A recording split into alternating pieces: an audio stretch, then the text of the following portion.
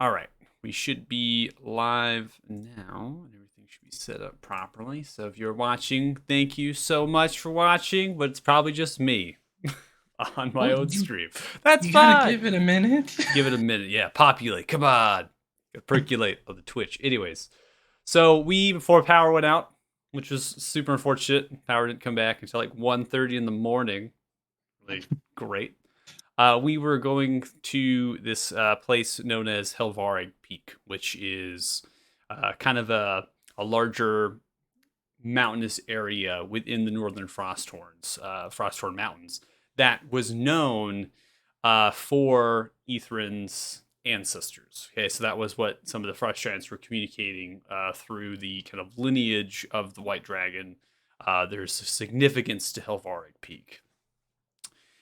They have hypothesized scouting and combating the different foes of this dragon, as well as the ancestors that this lair that they're leading you to, which is five of these large hulking frost giants that are wearing kind of the coloration of Monsag, of the King Grimar Ylfing, is they're leading you to this area.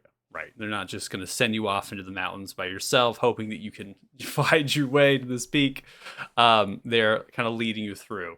Now, we went in a couple different areas. We kind of went to the highland of what's referred to as Highland of Jotunvarg, which is kind of a deep entrenchment area where a large ravine of glacier fissures were within the ground. And you kind of traverse across it for like 2 miles. Like it was a long kind of stretch. These frost giants were helping you cross over them if the distance was too great. From there, you had a battle. You battled a kind of millipede, insectoid, large creature that had this heat about it, as well as kind of like these kind of chitinous shell for allowing it to kind of burrow in through the thick ice as well. It seemed to come out of one of the fissures and was drawn to the thumping and large movements of the frost giants, which the frost giants fought this monster clearly before, not really had any sort of issues with it. What was strange was these weird wingless quadruped. They were just they were like little miniature dragons without wings, right? And they were just kind of crawling and grabbing upon the ice within one of the fissures, almost smelling and hunting, right? And they got to this area and they immediately engaged you all. They didn't seem to be too significant of a challenge. However, from one of the frost giants, uh, they stated that Ithra knows that you were coming, right? So this was a very intentional. They sent stuff out here as scouts. They now know we're coming. Best be on guard. And also stated that there probably will be like holding themselves back at the lair now to protect it, right? So that was kind of one of those things that they're going to try to like hold themselves there. And so when you made your way to kind of a pass before these kind of switchbacks worked your way up, yeah, and you camped there, there was a significant kind of these obelisk and statues that were there, and you gave them gifts, right? And from that, you got gifts yourself from it, right? So you gave something of significant value, and then it bestowed magic upon you. They didn't really the frost giants. They set guard and they were looking and analyzing, but they weren't too concerned that you all would be ambushed in the night, showing that for generations these frost giants have battled dragons. So they're showing some of the experience there. Now we went through the switchbacks. We traveled for a great distance for majority of the day, and we have gotten to this specific area as the evergreen trees and the thickets of this tundra Arctic environment of the mountains. You have worked your way through to a bridge. Now, this roped bridge was constructed for those that aided humanoids, smaller creatures such as yourselves that aided the frost giants in the original battles against these dragons. So these frost giants, knowing that they can just cross the river themselves, have descended down about 50 or so feet to the water level. And from there, they have submerged themselves almost to the chest in this water. So that's how deep it is. And they are kind of thrown themselves down, and they're beginning to kind of slosh and move across. That is when the power ended. Now, Helvarig Peak is in the distance to the east. You can see it now, and you've seen it before, but again at a distance. But now you can imagine that you're could be maybe a couple hours away from the base of this peak. You're relative to that elevation now, so you just have to kind of cross here, go a couple more hours, and then you're there. Now the frost giants are crossing; they're kind of sloshing through. And if I recall, we did have a couple of you that said you wanted to be on the shoulders of them as they crossed the river instead of crossing the bridge. So I'm going to go ahead and unpause it and start some music here. And if you want to move your token positions on whichever giant that you would like to ride as they cross this place, that's totally fine. And while we're moving token positions and everything, is there any questions at all? Can I be level 20 right now? Level 20 right now? I mean, I have to ask, right? Oof. Yeah, shoot your shot. Yep. Right? He said, is there any questions? Didn't say limited. And no. Can't be level 20 right now. All right. I'll roll better next time. So we're getting into, we got token, obviously moving on to the across the rope bridge here.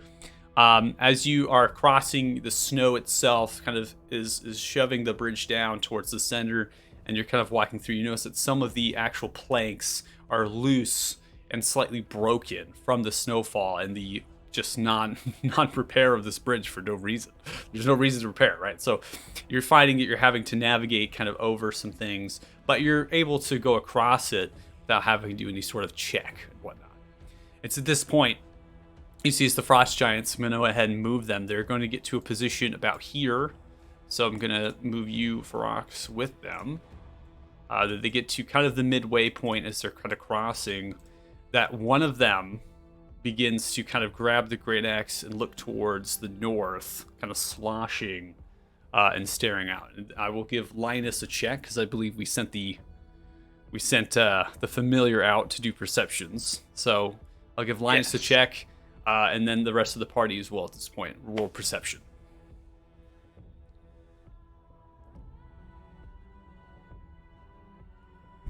I don't know where I put Linus. Did I put him somewhere? Yeah. It's right there.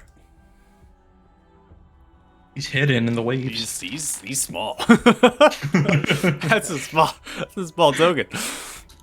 Make him big. Big Linus. Roar, Linus Just- is so large.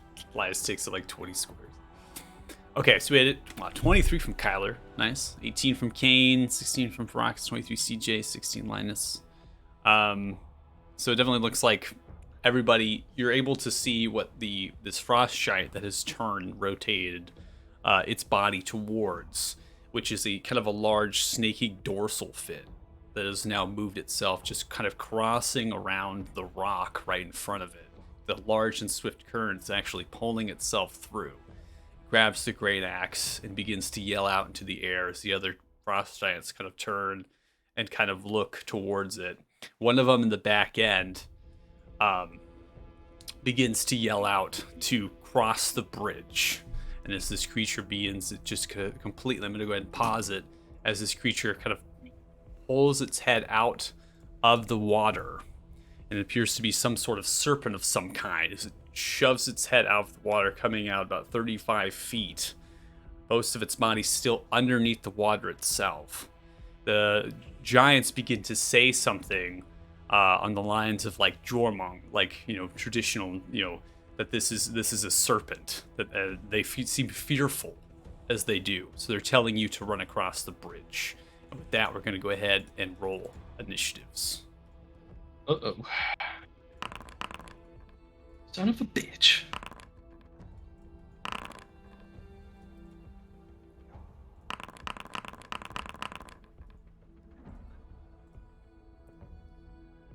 All right, Aika, you're up first, round one.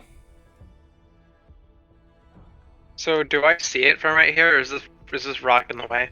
That boulder is about 15 feet. This serpent is 35 feet. So there's a good distance that its head is now roared, pulling itself out of the actual water. So you imagine that it was submerged for most of the time, and then it just pulled its dorsal fin out. This giant noticed it, and then now it's pulled its entire head out. Okay, I'm gonna start running across the bridge. Okay. My game is still paused. Oh, sorry. You I son of a thought I bitch. hit the space bar. I Trying to guess kill us. It did. It had to really hit the space bar. I gotta get it. Honestly, my keyboard is. Smack it It's hard. time.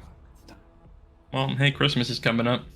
And Yeah. then, if anyone wants help from Linus, I'll have him go out and do that. Okay. I guess, like, I'll put him over here. I have two. There's two Linuses right now. I'm deleting them. I think Removing one there's from three. I think there was 3 lines. I got him off though. And that's my turn. So many lines. All right, Frox. Brox is gonna return the favor of something that happened last time, and just kind of like pat it on the shoulder. You got this, bud. Help action. Oh, okay. All right. Help action the giant that you're on again. All right, sounds good. Okay. Come to the one that's spotted. This one is going to head and just begin to slodge through the water as best as it can. It kind of puts itself in position between the large hunk of ice that's protruding from the cliffside. That protrudes 50 feet up towards where you all are at. It kind of centers itself and holds its axe out and takes a ready action for when it enters its square. The next one on the backside is going to move up. CJ. CJ is going to take the advice offered and dash 60 feet towards the end. Whoop. Okay. Wrong clicky.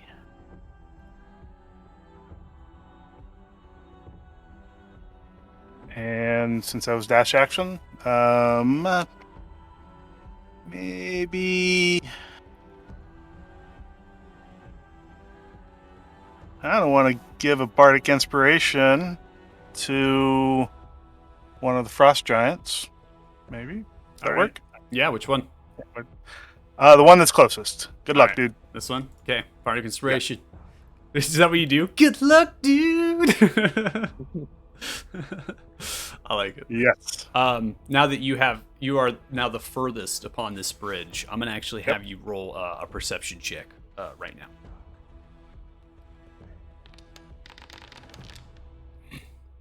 (26) You see crawling themselves out of tiny little nooks within the cliffside. I'm going to mark it 20 feet below your position, so that's not a plus, but that's a negative from your position of the bridge. They have now crawled themselves out of these tiny little nests and nooks as they're kind of like pulled themselves out, seeing the movement of you on the bridge as you're shifting and the snow is falling down the actual cliff sides, and they're kind of like pulling themselves out. We go ahead and get them onto the actual board for initiative.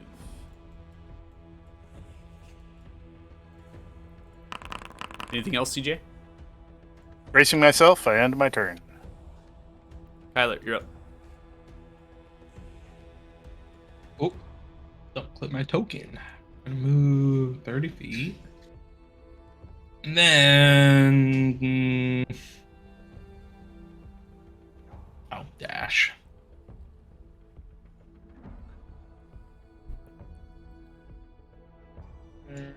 I'm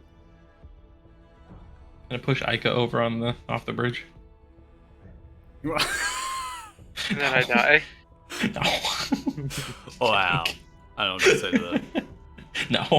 No, that'll my turn there. Okay. All right, we come to the serpent. As it does, it submerges for a brief second and then kind of explodes outwards. The giant is going to take its ready action with a great axe swing towards it. First strike hits with a 20. Does a total of 23 points of slashing damage. Goes in for its second strike since it's multi. 17 is going to be a miss as it strikes against some of the scales.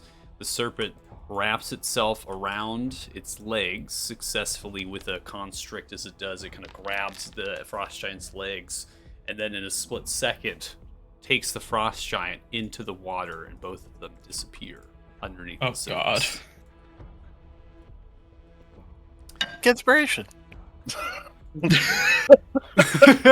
Clearly wasn't very inspired.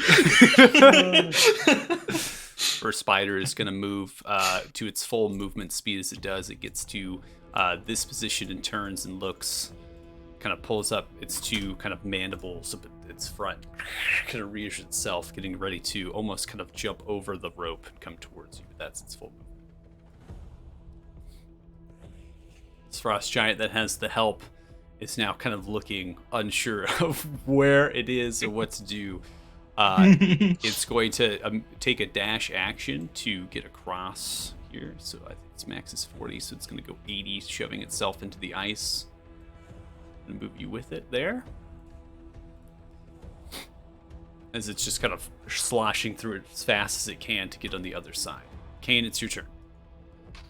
I saw these spiders being aggressive towards CJ.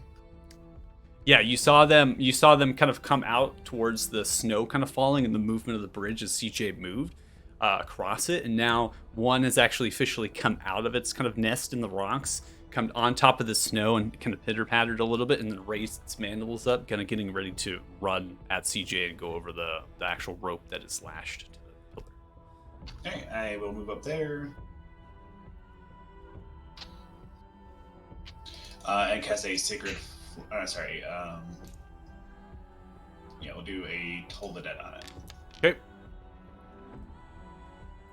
Fails a 15. Okay. I don't think that damage is correct because it's not been wounded, right? So, Yeah, it has not been wounded, so go ahead and roll 2d8, I believe, 8 damage. Okay. All right. It is okay, now now wounded. limiter.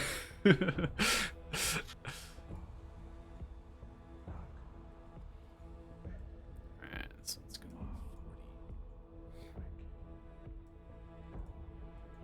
It's gonna take a swing at the spider. It's gonna be a dash for it. Never mind. Can't do that yet. This one is gonna go dash. Basically trying to get across with you at this point. Before we come to Ike at round 2. Spiders on the other side come out of nests. Seeing the movement of the bridge shaking violently, they come outwards. As they're going to be added to the board.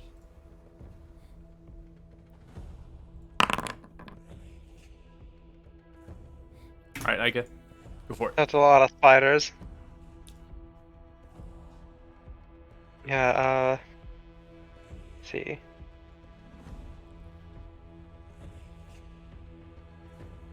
And I'm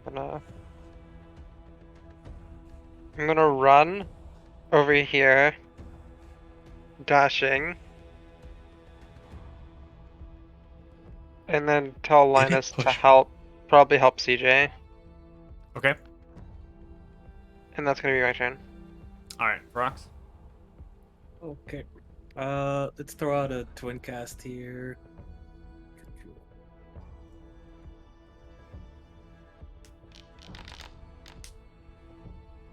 24 hits. And that one. 26 hits. Okay. Did it roll both of them? Okay. It did, but it removed one of them from the chat card, Yeah. I don't which was kind of strange. But they both hit and they both did damage correctly. Right. And then one of these and one of these. All right, using your Starry Form, 13 points of radiant damage as you fire off a bolt to one that was kind of a lit by the radiant damage.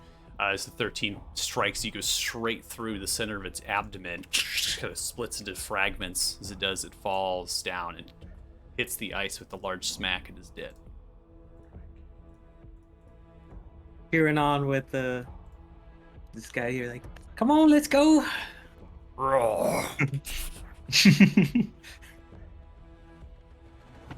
That's it. All right. Spider is going to take its full movement speed and get to there upon the bridge. It's going to end its turn. Do another one. 20 up. Then going to move an additional 10. And it's going to turn in front. Then it's going to end its turn as they're kind of coming over the top of the rope bridge. As they're kind of moving their legs, they're kind of halfway off, slightly tilted as they're kind of coming through over the rope and coming down. Again, those are their full movements.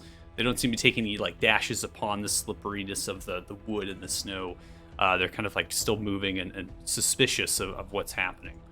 I'm just going to go ahead. The spiders in the back, they, as a broad just description of what they're doing, they're climbing up.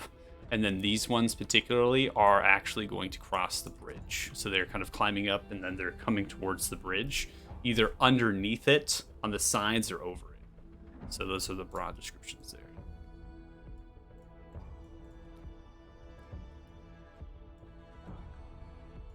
I'm gonna die.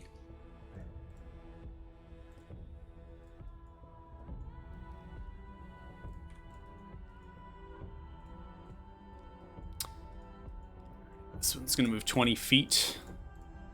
It's going to hold the great axe and take the dodge action.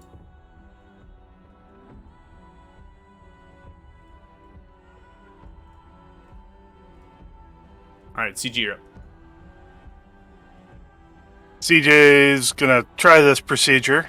Thinking about using phase step to get on the far side. So, do I risk an attack if I get within 5 feet and phase step beyond them?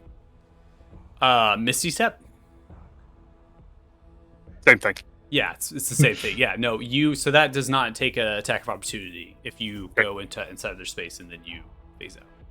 So I get within 5 feet. So taking 10 feet here.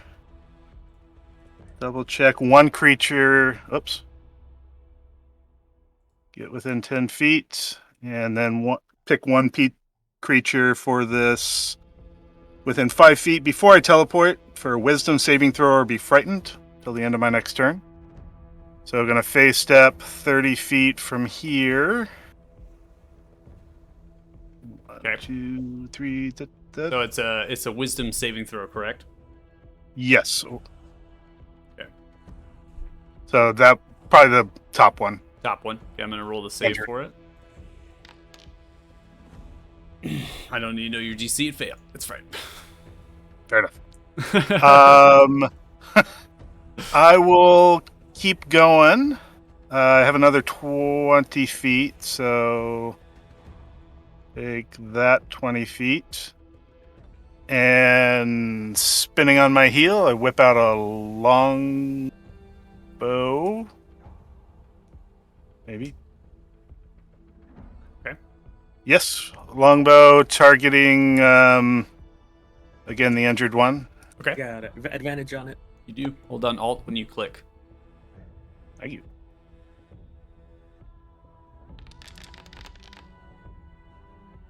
Oh, 23 so hits. You do 12 points of piercing damage. As you take your longbow, as you go through, you see kind of this energy kind of phase out from you as you kind of step away from them. You see the one kind of hit by some sort of energy. As it does, it kind of begins to kind of shake violently.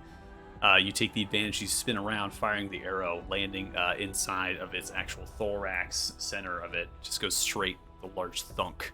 The creature begins to kind of pull backwards, severely injured. CJ smiles and ends her turn. All right, Callie, you're up. I like that, by the way. Turning on the heel and that was good. I like that. We're just gonna dash. I'm gonna hug Kane from behind. No, just 6'5" monstrosity behind you just shows up. Just hey. That's gonna end me. That's actually wait. I have javelins. Dude, I never use my javelins anymore. You do have javelins. Yeet. I totally forgot. 20 hits. You do Wait, whoa. Wait. Oh my. Your great oh, weapon. You put great weapon used- master. Can you okay, use great weapon subtract- master on throwing weapons? No, I just have it on. It shouldn't do I that. don't I think totally you forgot. I have to can. turn that off. So It's fine. take 10 off of Let's that. see. Well, it was gone regardless. I didn't know I could do that with. Take a weapon. It's an effect. I guess it just does every sort of. Yeah, I guess it's. Counts it as a melee, So, anyways, as you take the javelin running across the bridge, you just kind of throw it like mid-run. I'd probably say just over Kane's head. The javelin just flies over. As it does, it goes center stage of the actual the spider, and it throws it back like 10 feet off the ropes onto its back. It just kind of curls up on itself and does not move anymore. That's it. It's going my turn. Alright.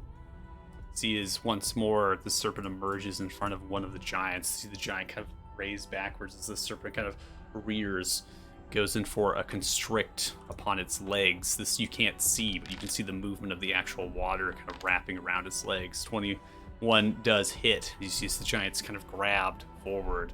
It's also going to take a bite at the giant itself, which does hit. Sees the giant's kind of bite on the shoulder, constricted by the legs. Sees the serpent once more, kind of pulls backwards, dives into the water, pulling this giant down the water as well. Yoink. The spider is going to turn, look towards UCJ. It's going to move its entire movement speed here and come in for a bite. 21 hits. That does 5 points of piercing damage to you. As it does, it kind of bites into your with its mandibles coming down. You succeed on Constitution save. It popped up, so I clicked it. Weird. Is it poisonous or Oh, something? I think it has something to do with that, but I definitely didn't think that was associated with that ability. So I'll have to take a look at that. But I believe that would be something to do with its poison for its fangs. I'm gonna go ahead and end its turn there. You come to the one with you, Frox, as it does sees its companion pulled into the actual water. You see that it now is very reluctant to attempt to fight this thing, whatever it is that has come at them. For you, anyways, you don't really know, right? But it definitely knows what's happening, so it's going to take its movement speed and attempt to dash with a full dash here to get you up upon the actual cliff. From there, grabs you and sits you down next to it. Next to a spider. It's dead, but Okay. it comes up, so it takes its full dash, kind of rising itself up, and then kind of sets you down at the same time. It kind of turns and looks and kind of yells out towards its friends in giant, just kind of like pulling its hand out to get them out of the water. Kane, it's your turn. Alright. I'm gonna move up 25 feet here and then Toll the Dead, that same one next to CJ. Okay.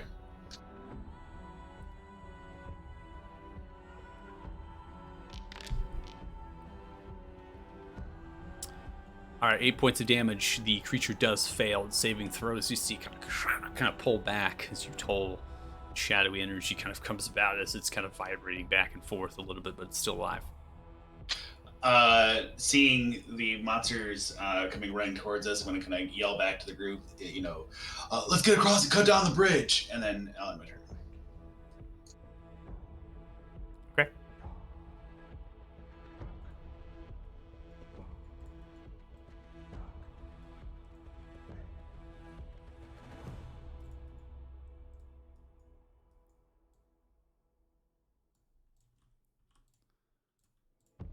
All right, one spire continues its way onto the bridge. This giant is able to do its regular movement, lands a critical hit as it does. It climbs upwards, takes its great axe, slams it down into the bridge. You see the spider just split into two and just absolutely destroyed, just squished into little tiny bits of spider flesh.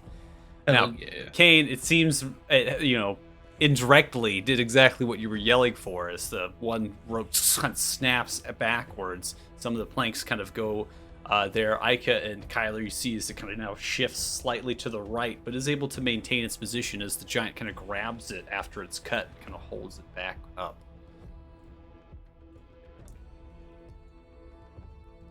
It's going to charge forward with a dash. It gets to there as it climbs up.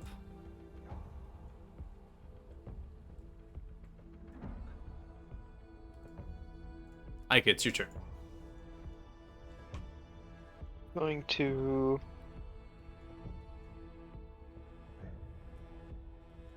actually get onto this and then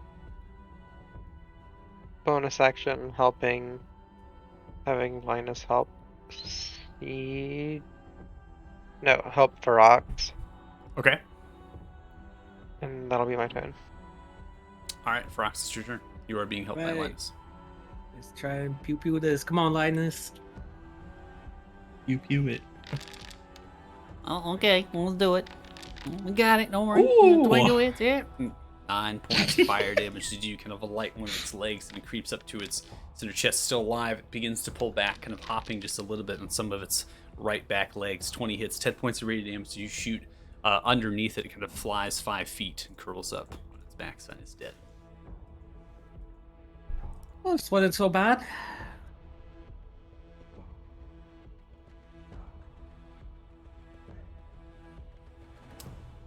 Is that it for your turn? Yeah, that's it. Okay.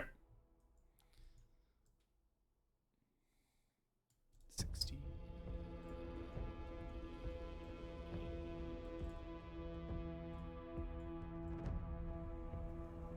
It's underneath. Put it on the side. See as these spiders are crawling, some underneath, some above, as they're kind of just kind of pulling themselves along. Kyler, as you now are the actual backside, you're the one feeling the most movement of the spiders upon the back. You slowly turn, and from there you see out of the tiny crevices where the nests once were are more spiders. Oh, As they're kind of no. coming upwards out of them. I'm not going to put the tokens upon the board, as there's a total 12 of them that are coming out of these similar nests as they're pulling themselves in the rock. CJ, it's your turn. Which side are they coming out of? The- Close side or far side? The opposite side.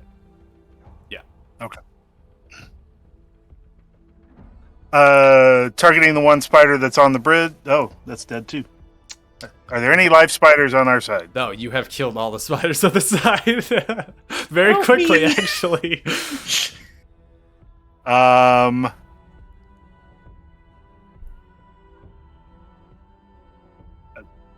Kind of assuming that frost giants with giant axes will probably cut that faster than I can, but let me get close, at least to.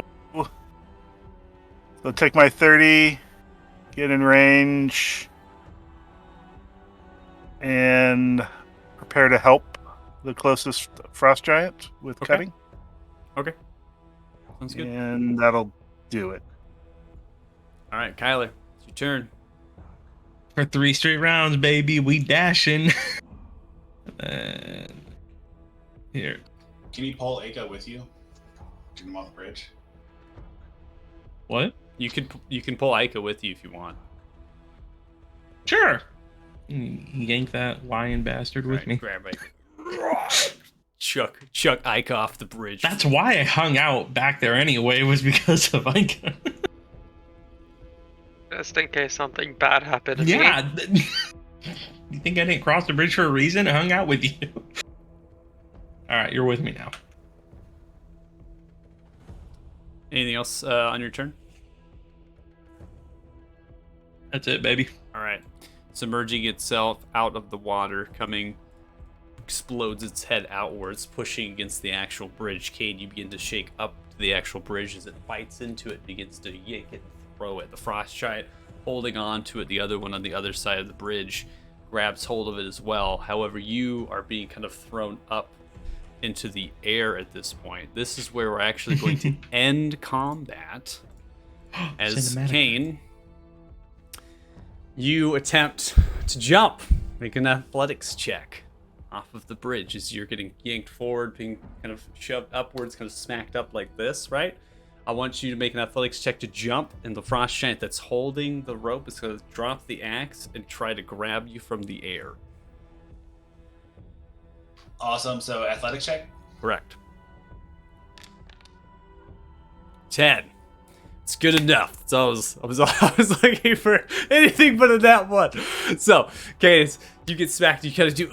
You jump forward just a little bit. You see the frost giant reach its giant hand out towards you and just grab you from the midair as he yanks back. The rest of the serpent crashes its head through the actual bridge, letting go of its bite, removing the bridge completely. You see the rest of the spiders getting basically thrown up. You see many different splashes into the water as you see their legs kind of sprawling as they're carried off with the rest of the current. This combat is near ended. You're going to put in this position. You see the serpent kind of raise his head as the frost giant's holding the axe. So slightly of a kind of a standoff for a split second. The serpent kind of shakes its head as the bridge continues to fall into the water. It shoves its head back into the water, and you see its dorsal fin continue to swim to the north downriver. Any sign of frost giant bodies in the water? Give me a perception.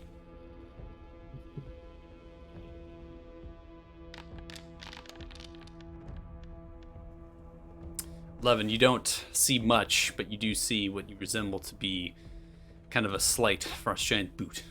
It's drifting far down the current, easily 80 feet at this point.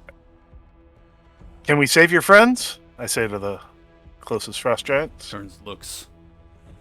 They're dead. Cannot save them. Sorry for your loss. Thank you for protecting us. They fought with valor. And the great halls, they shall rest. Just kind of stomps the axe down. Some of them begin to like stomp their axes to the ground a little bit, kind of creating a rhythmic thumping. Oh, hey, can you let me down? Takes you, sets you down. That was close. Hey, that was a good catch, bud. You might have been in the halls of Thrym as well. Glad I'm not. You have a dragon to kill. Hopefully. Dap up Ica. Clean that snow off. Clean the snow off. Yep. Clean up Ica. Thanks. What, man? You got all that snow on you? Gotta keep that cardigan clean. I look at Kyler, who's probably just covered in snow. Uh-huh.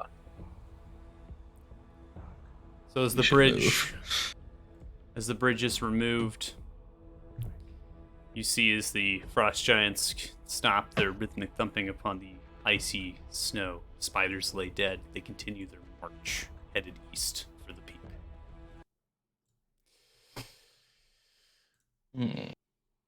Would anybody like to do anything? I guess Yeah. we continue on. Okay. Rox goes back over to Steve and kind of gestures. Come on, let me back up. Oh, Steve's gone. Picks you up, Steve's continues just to gone. walk. Picks you up, Just continues to disappeared. walk away. He sees Rox carried on the shoulder of, you call it Steve? Yep. Am I the I only like- one Steve's gone? I like Disappeared? this name, Steve. Yes. Anybody see Steve? Took me a Or while is- to think of it. They're off map now, headed east. Oh. Okay. I I figured was like, am I crazy? signified that they're not really waiting for you. Okay, we're moving on. Yeah, Let's go. we follow them. Okay. We have a dragon to kill. Do this. All right. So as you continue to move on to the peak, this journey relatively is far easier than what you have been through. Course of 2 hours, putting ourselves to about 5:30. You're going to activate the map and then pause. Uh-oh.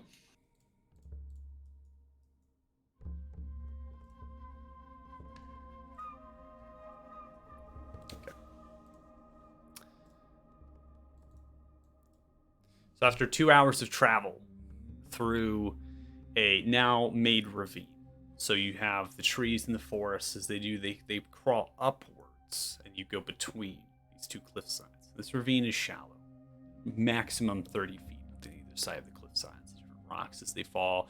The frost giants kind of pushing themselves through. It's big enough for them in width as well to be able to go through. You make it to the base of Hilvarig Peak. Up above, about 3,200 feet, is the very peak or the top of this mountain. So you're staring off at the base. As you scan the base, you see an opening across a deep network of ravines that form a natural barrier between you all and the cavern entrance. I have particularly removed some of the walling of the entrance for the sake of giving a description of what you kind of see glimmering inside, because even at this distance, the lighting of the crystals scattering about the inner of the cavern is actually illuminating the entrance of this cave. This cave entrance is significantly large, big enough, would you imagine, Ithrin to be able to easily go in. The crystals of this cavern protrude from the sides as they form geodes, 3 to 10 feet, forming spikes. The light bouncing off of the snow and other sorts of sporadic boreholes or other positions in the roof of this cavern make it glow and alight with a dancing array of colors. See, as the frost giants get to this point, I'm going to go ahead and unpause it. They stare at the deep ravine as they kind of press themselves. They're kind of looking at the deep ravine and seeing the cave. The first one speaks up ahead. Ferox, I'm going to go ahead and put you. It's Steve. Yes. Points to the great axe out towards it.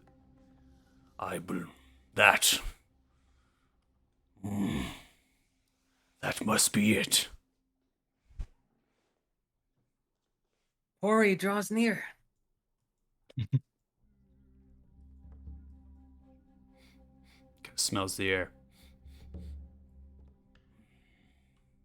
Looks back to his companion and begins to speak giant. He's speaking giant for a little bit. As he does, turns around to all of you. There's no birds.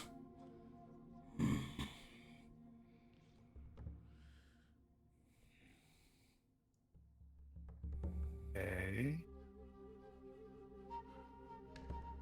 Soft weather that has embraced you for most of this journey. Light snow at the most, getting towards medium. Almost begins to magically fall as the clouds begin to form above you, high into the sky, as a blizzard begins to immerse you. Steve immediately grabs you, Ferox, runs to the edge of it, takes you, and goes in for a mighty jump across, holding on to you at the same time. As he lands, kind of grabs upon the great axe and pulls himself up. As he turns and looks as the blizzard conditions around you become slightly obscured at the distance. You hear the shuffling and movement of hundreds of claws deep in the ravine. Steve yells out, "Cross now!" as he yells outwards, kind of raising his hand through the blizzard conditions and telling you all to cross. The two giants move on either side as they are going to throw you across. Oh my god. Ike, as you come up first, what it takes just chucks you across as you land. You kind of roll off. Kyler just takes in different positions as they're now just hurtling you across the large ravine, throwing you in different sporadic positions. You say they're tossing me. They're tossing you. They're tossing the dwarf. They're tossing the dwarf. As the pitter patter and the different escaping of the actual ice as it kind of begins to crawl upward, you hear kind of what you can almost imagine as the same creature's cane as you heard before, and this kind of snarling as it does. Steve sets you down, Ferox. Not into the thicket. I'll put you in the bottom. Sets you down. You all go. We will hold the cavern entrance. Go now. Points for it. Good luck, don't die. Could do like a The hand halls on my of heart, Thrym salute. we will go. We'll die for you, chosen ones. No dying. Nuh-uh. Don't No. die. bleed for us. Salute Salute them. Gonna give Pointing in the direction we're all going. entrance out here? Yep, that is the entrance. Yep. Okay. I purposely, like I said, I removed the walls. I had Yeah. walls originally for many, but it just wasn't working when I had the walls. It kind of was weird in the way the shadows were. So you see, as these giants, they get towards this actual cavern as they turn, holding their great axes. This scraping and the different things of feet begin to occur. You see as they kind of come outwards. I'm just going to go ahead and reveal some of the ones that I have had placed upon the map. They are near in the thousands as they're kind of crawling upwards from the ravine. You see as they now begin to swing violently, shoving 3 or 4 of them at a time as they're swinging. You see this giant hole in the center of this cavern. This hole itself has the same crystals as the ceiling of the domed kind of 130-foot protruded and supported by the crystals themselves as they're forming these spike stalagmites up to this dome ceiling. The hole itself is cold, it's frost and frigid as it is kind of coming up towards you with mist and whatnot. However, most of these crystals and geodes are not sharp. They've been kind of almost like they've been grinded down by dragon scales as this dragon has slithered potentially into it and grinded its body through. There's places to put rope and footholds. However, go for it. I was gonna throw a rope around one of these geodes, cast light on it, and go down it. Okay. Does the hole only go down? Doesn't continue up the 3,200 feet? No. Goes from this floor down. It goes, yeah. I look up, I see a 130 foot ceiling. Yeah, it's a dome ceiling, and the crystals and different things are protruding out. The ceiling's coming outwards.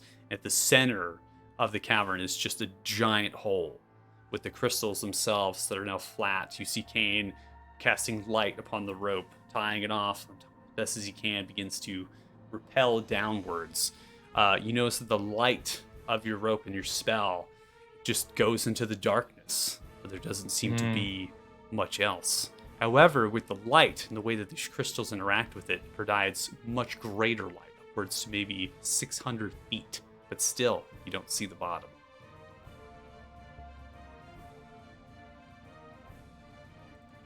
Kane's rope is perhaps about 50 feet long. It is. I have an extra 50 feet of rope, so I'll tie it to that as I'm going down to get down to 100 feet. Cast light on the new rope. Okay. And then I'll hold it up. I still don't see the bottom, right? Still don't see the bottom. All right. I'm gonna take a silver piece, cast light on it, and drop it down the hole to see when I hear it hit the ground or see it hit the ground. As you cast it down the hole, you begin to listen and hear as best as you can. You imagine that the actual exit of this hole and the floor of what lies below is near 1,000 feet to the earth. Oh, God. You know what? I've got a better service for us, especially for someone as fancy as Kyler here. Hey, what does that mean? I'm gonna conjure 2 giant eagles. Okay. Oh. I won't Go go ahead. for a ride. Won't put them on the map right now. We'll go to Theater of Mind as we get onto the eagles themselves, picking you up with the talons, and begin to go Don't forget the rope. Grab the rope.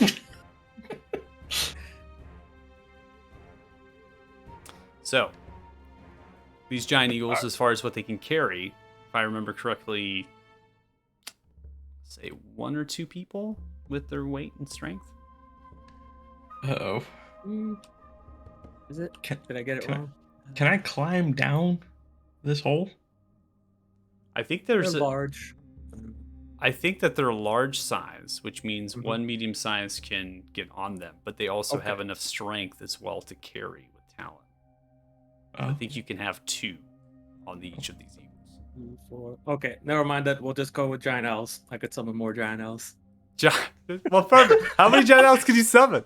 I can summon 8 giant elves. What? Oh my That's God. crazy. All right, well, ride owls in. We're riding owls down. Ride owls down. All right. Harry Potter up in this With bitch. rocks, you use conjure animals. Suppose you do giant owls pop up, very similar to Linus. Oh, those are my friends. Wow.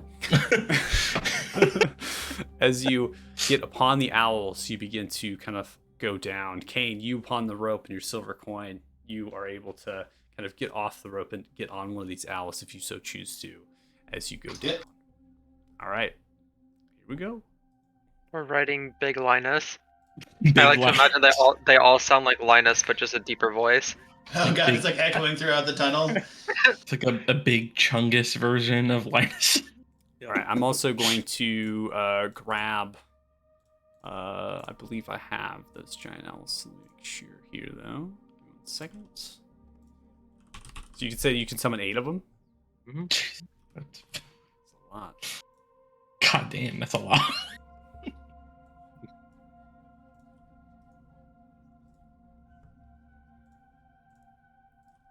We could have flown here the whole time. It only lasts an hour, so not no. You know what? I could not now.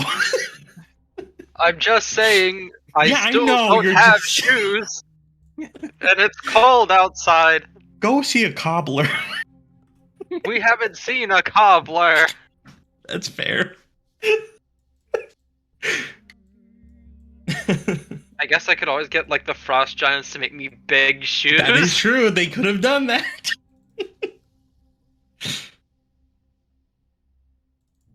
If they even wear shoes. Take up So. cobbling as a skill.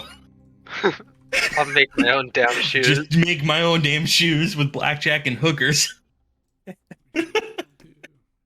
All right, so it looks Future like Rama Ike, you were reference. able to get into the map. This map is actually quite large, so I just want to make sure you're able to get into it. And then I'm going to go ahead and associate elevation with your token and not the owl. I was going to do it the other way, but I felt like that would be a little bit weird. So, then you are free to move your token in position here within this actual circularness of light after I get the elevation of the tokens. Okay. So, as you descend the hole, it is apparent that this is incredibly deep from your observations, Kane. Now upon the owls, as you continue to go down, the actual, the kind of coldness of it, the chill and the frigid is increasing. You imagine as you're able to get down, it resembles right around 17 degrees Fahrenheit. Your breath kind of comes outwards. You know, this different sort of liquids as you're freezing relatively quickly. The crystals that you used to help climb, again, they are kind of flat and whatnot, but they significantly become covered in ice as you are coming down, which would have made this rappel very, very difficult. Suddenly, the hole opens up after large distance of Kane that you were able to observe. This opens up into a massive chamber, cavern. These volcanic rock pillars encrusted with these frozen white crystals are protruding up to support the 240-foot ceiling height of the cavern. You notice that the cavern floor is completely covered in a thick layer of ice, making difficult terrain. This fog layer, about a foot off the ice, just flows unnaturally about, swirling at certain points. You come upon the owl backs. As you do, you kind of flutter down, hovering for a brief moment just after the opening of the ceiling of this cavern. At this stage, I want everyone to roll perceptions. And I'm going to go ahead and pause it.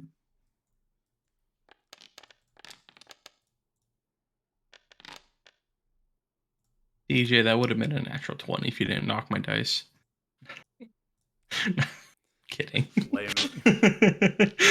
Did my thing roll?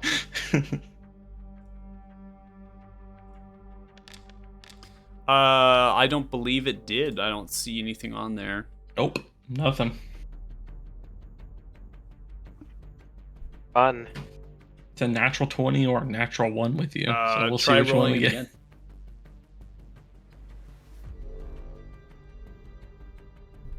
I have now clicked it 3 times. Let me try doing it from my character sheet. Uh-oh. They're all gonna come in at the same time now. The curse of Ica.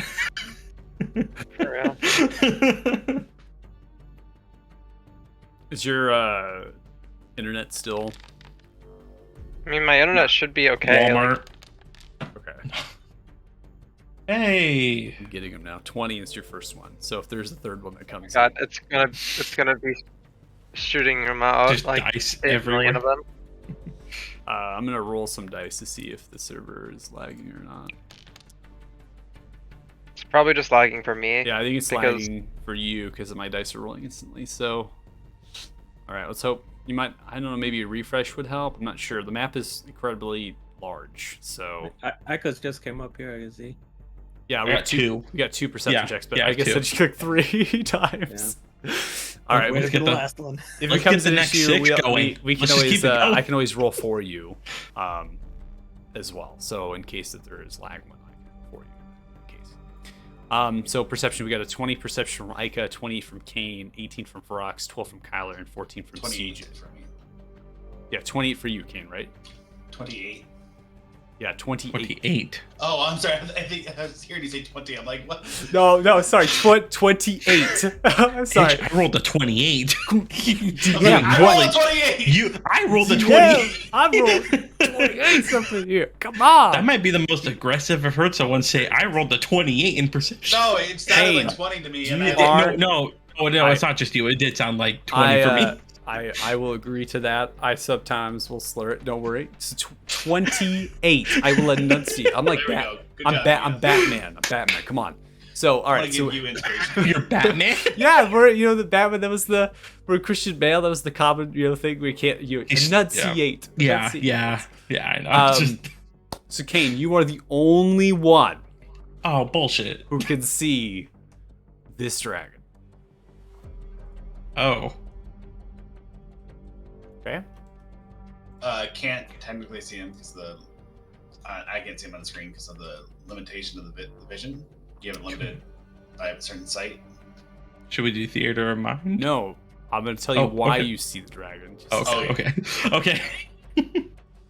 So, I'm not going to make it visible because it's not something you're seeing in because you have the vision for it. That's right. So you're seeing something move as over here upon this particular stalagmite crystal as it kind of moves up.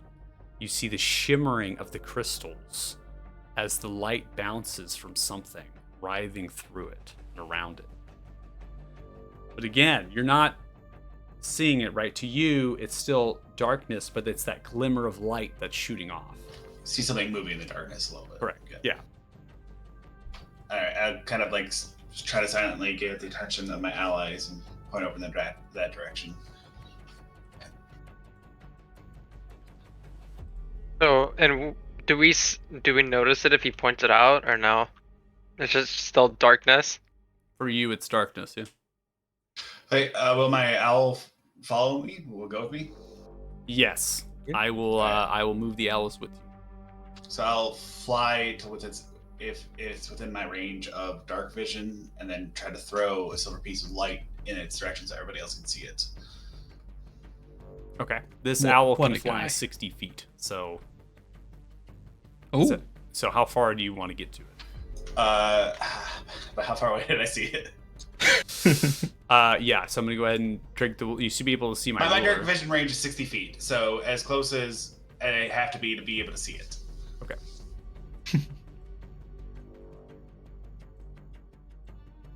So you go ahead and move me where that needs to be. All right, there we go. Gotcha. I still don't see it on the map, but I'm assuming it is somewhere over here, and I'll throw the light coin at its feet so that everybody else can see it. Okay. You go ahead and create the light, which is 40 dim, 20 bright. 2040. 2040. Yep. So you see it curled up, 120 feet off the ground, sideways. It's curled up in the crystals itself. Its head peeks slightly around. You see the mist snorting as the light smoke glimmers off of the ice as it dances around. Your coin lands somewhere in the distance. I'm not going to do too much to kind of have the elevation of light, given that these crystals are bouncing it themselves. So the entire light itself is now moved up the stalagmite structure. So you see the light kind of coming underneath and around it, and you're able to see its scales as it's curling and slithering between. You hear a voice coming from... You have come here to die? Hoping we could have a beer. Foolish little things. I shall feast on your bones.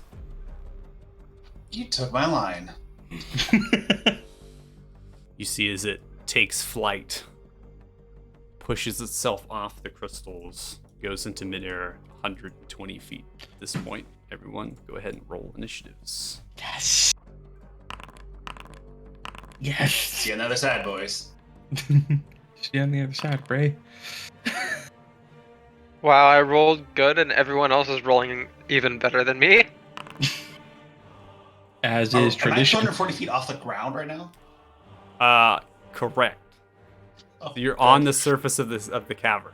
Oh, we are high. That's how up. high you Now all there's are. concentration. Oh my god. This battle is going to have elevation, so just FYI. Oh Unless my you want to be on god. the ground, that's your call.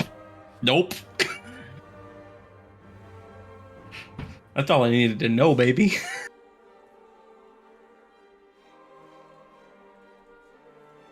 There we go. He rolled the 1?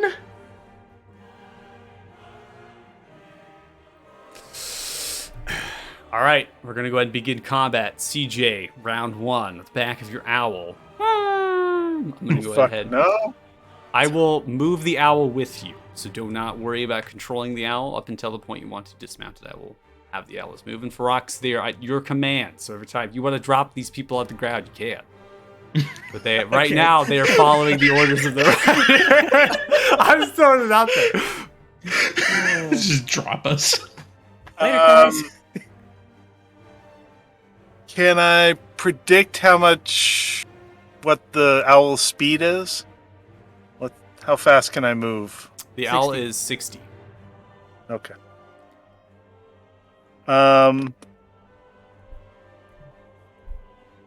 In a loud, booming, bardic voice, I will say, "Do we have to do this? We haven't. We didn't come here to fight." Trying powers of persuasion against the dragon. You're gonna roll persuasion? Oh. Okay, roll persuasion, CJ. All right. Okay. Natural 20? Oh, wham. 26. Wham! A voice echoes. That's right, you haven't come to fight. You've come to die. All right, Mr. Bond.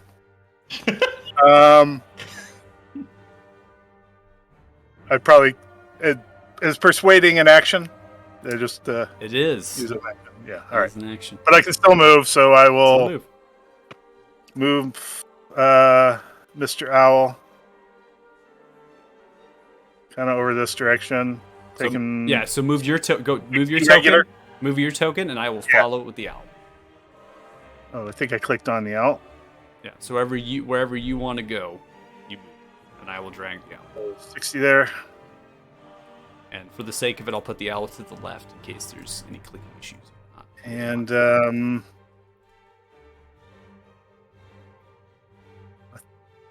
I think that's it for this turn.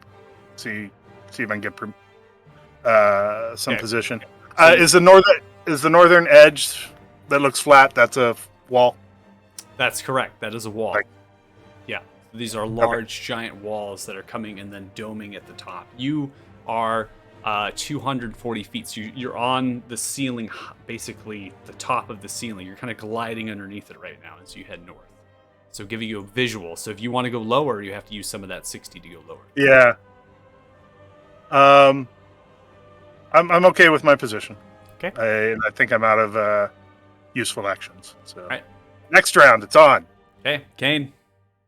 I will fly 15 feet in the same direction, so I should be within 30 feet of Ferox, and my other two allies, Ferox, Aka, and Kyler. Okay. Doing so, I will cast Bless at second level on the four of us. Okay. Unfortunately, I will not be able to get CJ. Alright. So Bless, second level. You guys can add D4s to all your attack rolls and saving throws. Okay. Then I'll use Cool. my remaining 45 feet of movement to fly off in this direction. Trying to spread out. Okay. And my turn. All right, Kyler.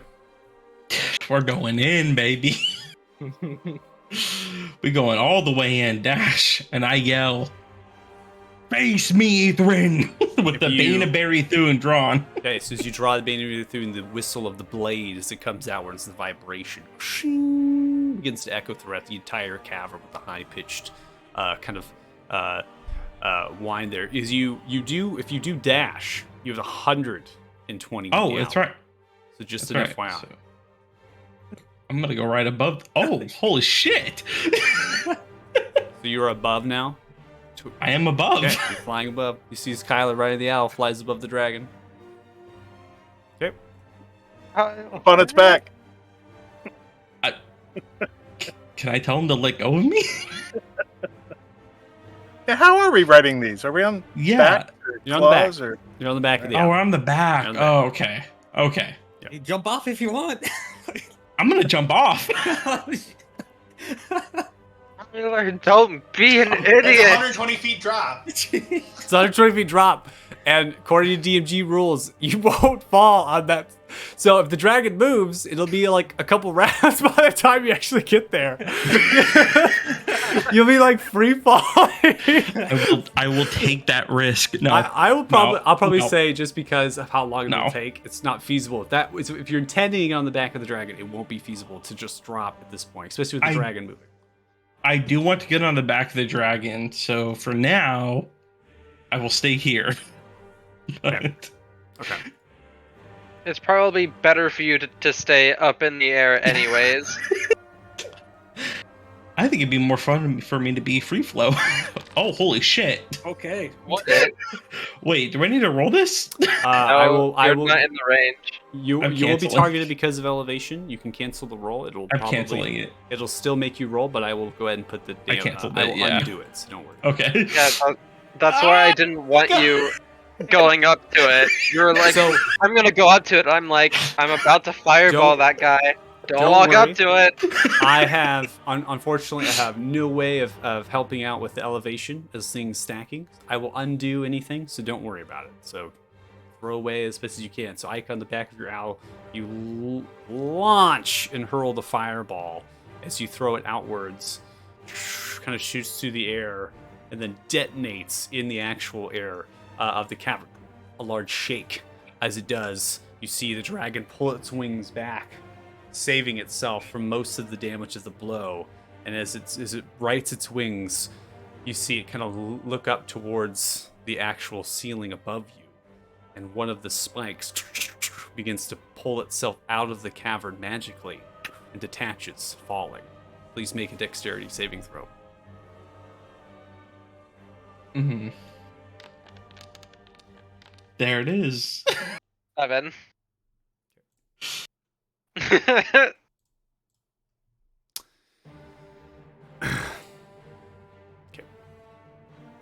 don't like how quiet it is. You're good.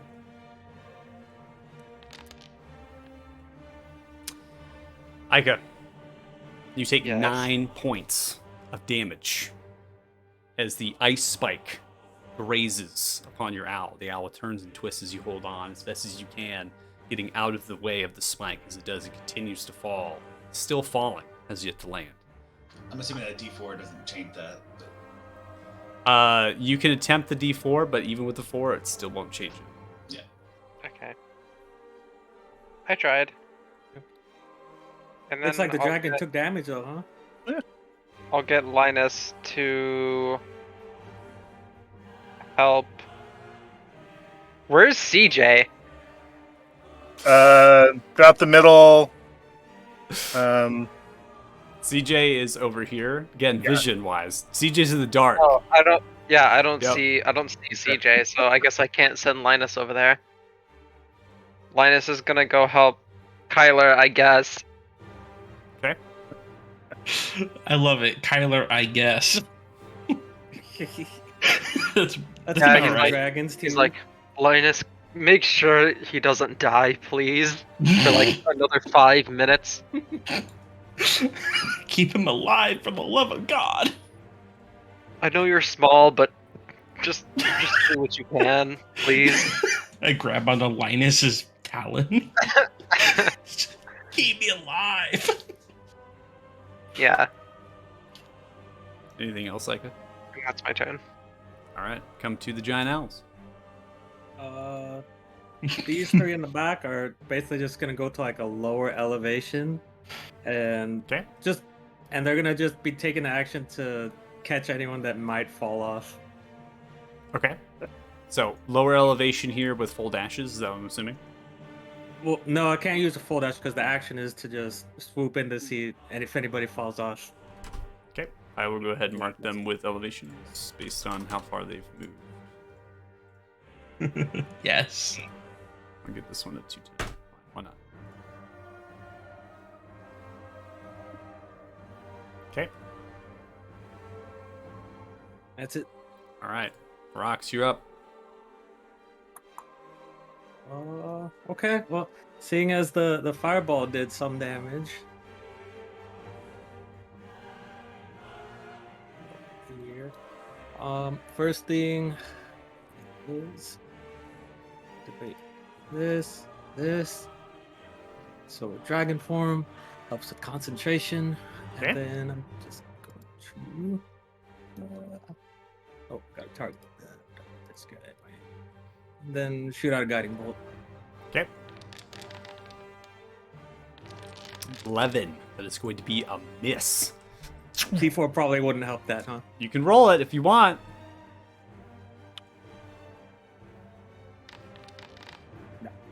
Well, still a miss.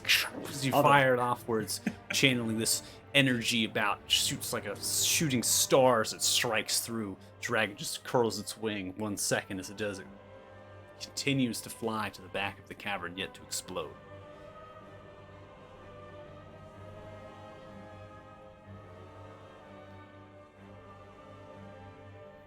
Is that it?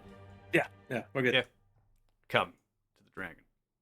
Now, as Ether and Kyler, you're above the head, picks its wings up, begins to fly upwards towards you. As it does, it's going to move 80 feet up. So I'm going to put it at 200. As it moves 200 feet, it's going to raise its guttural mouth up towards you and use its breath weapon out. Okay. Send it. If you do a Constitution, if you do a saving throw, you get advantage. I think I have to.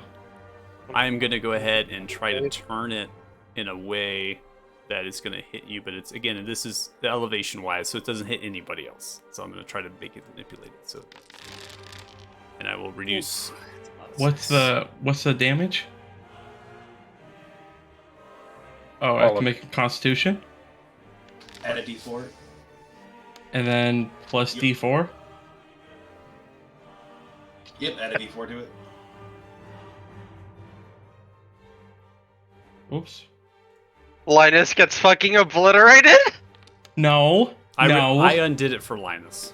Linus is fine. I promise you. Imagine if he gets hit by anything, he just like gets Thanos snap Okay. obliterated, and he's just like, I don't feel so good, Mr. Aika. I don't feel so good. Okay, so Okay.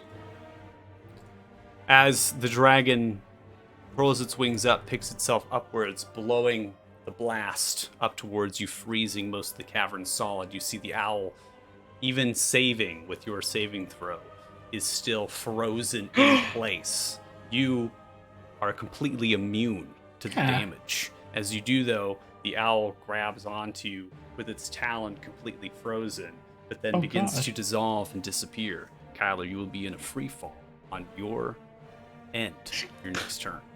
Yes. That's going to be the end of the dragon's turn.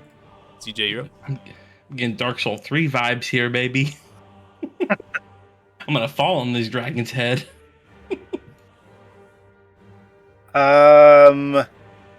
In order to get within range, going to get within 30 feet. The bad guys at 200. He's 200 feet. Yep, correct. All right. So I glide down a little bit. I don't know how to do the right trigonometry. I have 45 feet here. Can I get down from 240 to 200? Why not? I think that should be okay. All right. You know what I should have? We should be running. We should be doing the Pythagorean's theorem is what we should be doing. No, it's fine. All right. So you want to get down to 200? Yeah. Okay. I'm not going to be trying to be too particular about elevations, right, and movement speed of these owls. I want to make sure that you get to achieve what you're doing in a realistic sense. So you're able to fly down with the owl kind of carrying you down, getting to 200 feet down in elevation. And I take one action and I insult the heck out of this dragon, you scaly, mealy-mouthed mother effer, by casting Vicious Mockery. Okay. At it. It hears me. It must succeed on a Wisdom saving throw or take 1d4 psychic damage. 2d4 your level. Oh, no. You're level 5, aren't you? No, I'm multi-class, so I made You're it. still level 5. Yo, 5th level. Yeah, you'd still get it. Cantrip scale at level 5, regardless if you multi-class or not. All right, 2d4 then. Go ahead. Get my target.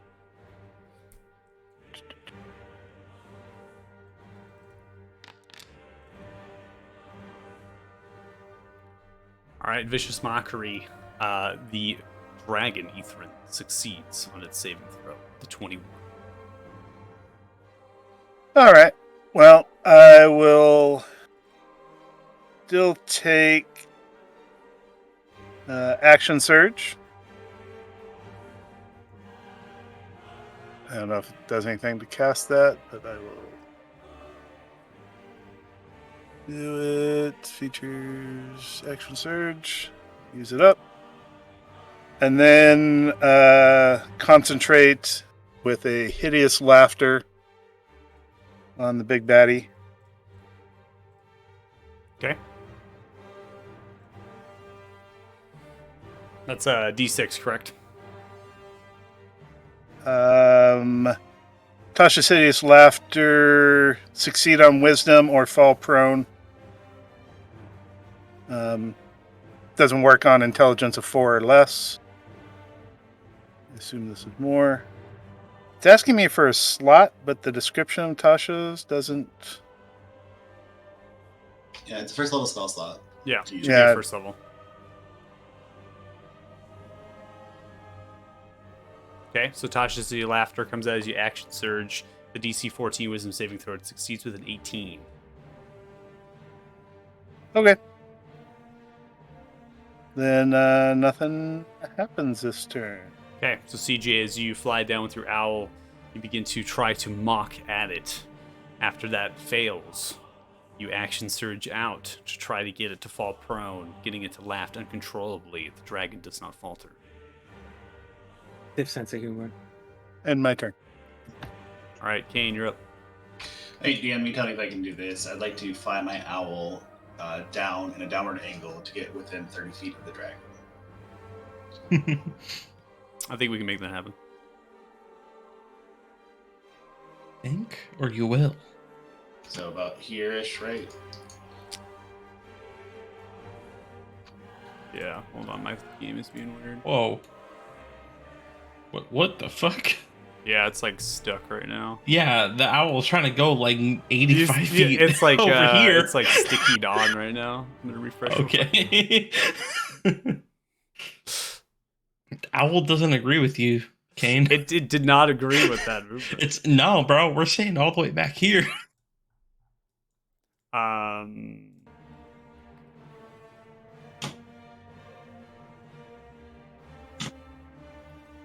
Elevation wise, as you go down, 40, so you would be at 210, I believe, which would put you at 30 feet to it. Sweet. I will first. I'm within 30 feet of it. I will first cast a spiritual weapon as a bonus action.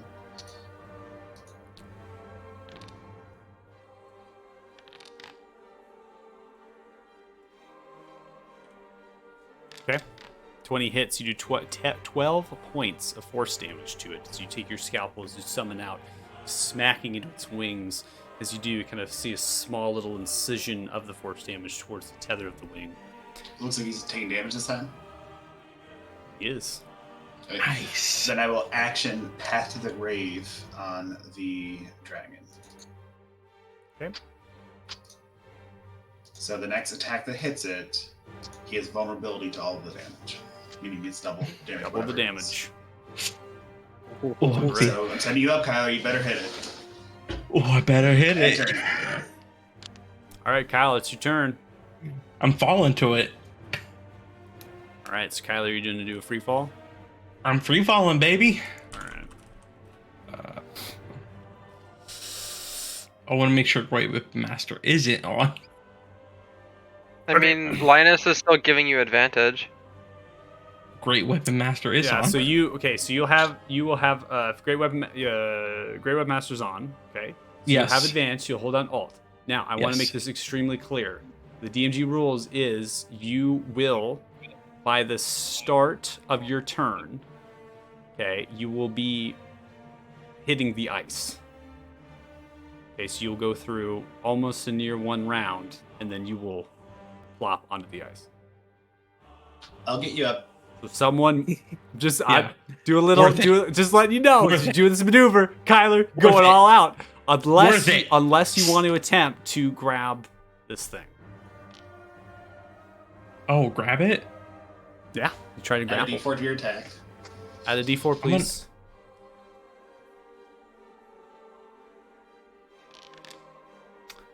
Or 18 hits it as you do 50 points of damage, taking your great axe into it.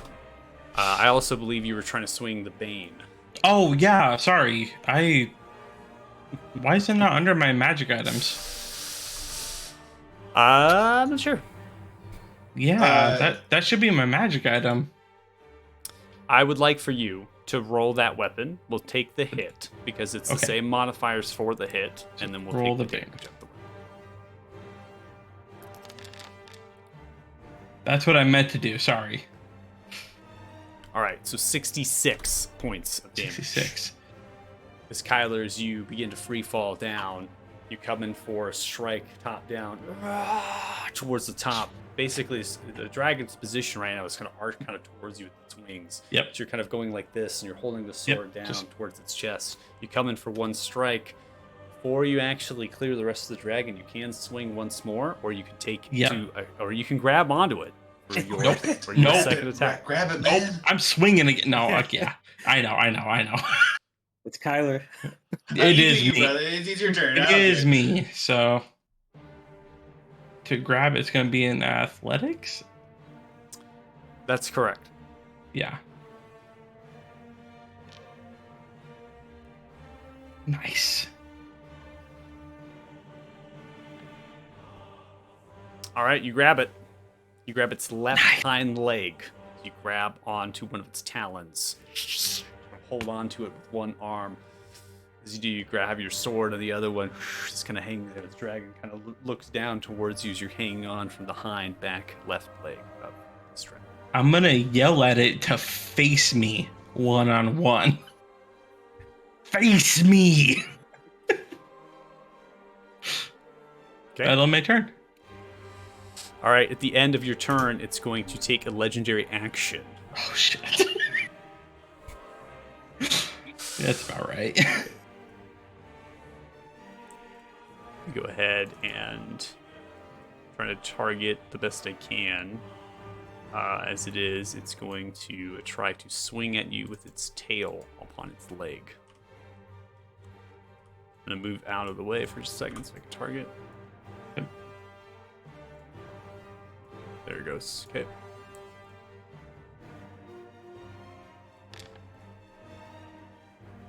I'm gonna parry that. 22 hits. Does 15 points of damage as it smacks into you with its tail as it curls its backside upwards. That's going to be its legendary. Aika, you're up. I'm going to move. I Didn't can't move subtract because the 8. game is paused. Yeah, I don't know. Sorry, my bad. You can take away 8 from Yeah. that, Kyler. 'cause Yeah, I will. Okay. Yeah. Sorry, it takes a minute for it to go through. And then I'll be cool and use my newfangled spell I got from my book that we forced out of it.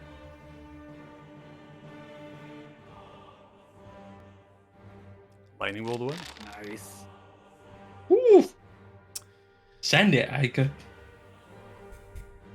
The dragon. Let's go ahead and see. I believe it failed with the 14. Takes 26 points of lightning damage as it strikes through one of its wings. Just kind of goes straight through, and brittle of electricity begins to kind of sprawl out towards it. Its right wing has a small kind of hole. As it does, the dragon begins to slightly fall down, unable to keep itself in a hovered position. And Linus is gonna attempt to help Kyler again. Okay. And that's my turn. All right, we come to the giant owls.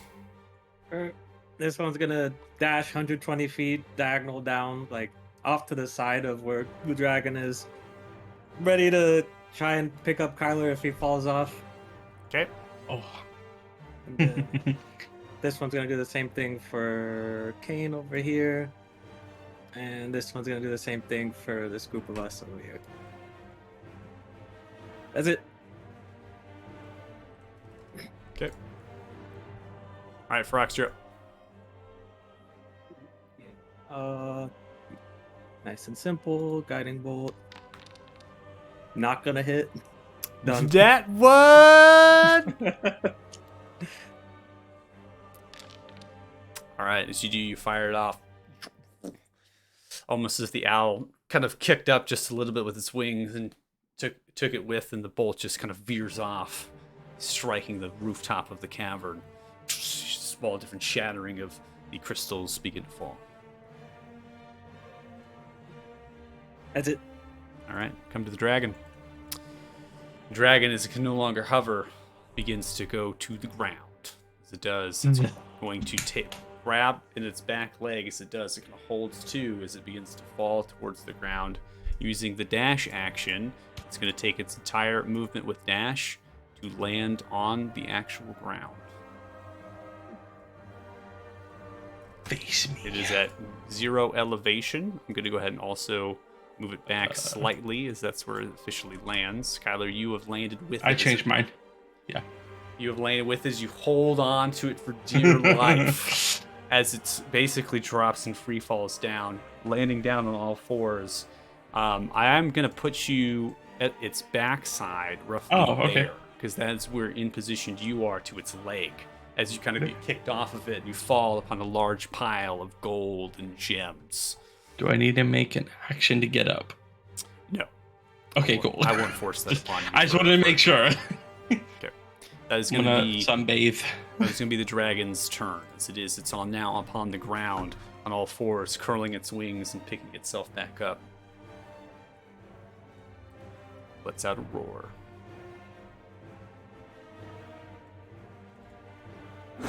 Oh, okay. CJ, you're up. Round 3. Dropping 60 feet. I was at 200.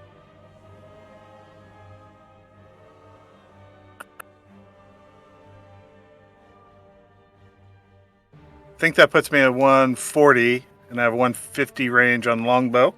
Okay. So, yeah, drop 60 feet and take an action. Okay. Or longbow. Nothing. 11. This is going to be a miss. Too far. Outwards towards it. And I'll throw a bardic inspiration, looking at range. Okay, I think I can make it to 140. Yeah. I'll end my turn. Oh. I'm out of range of stuff.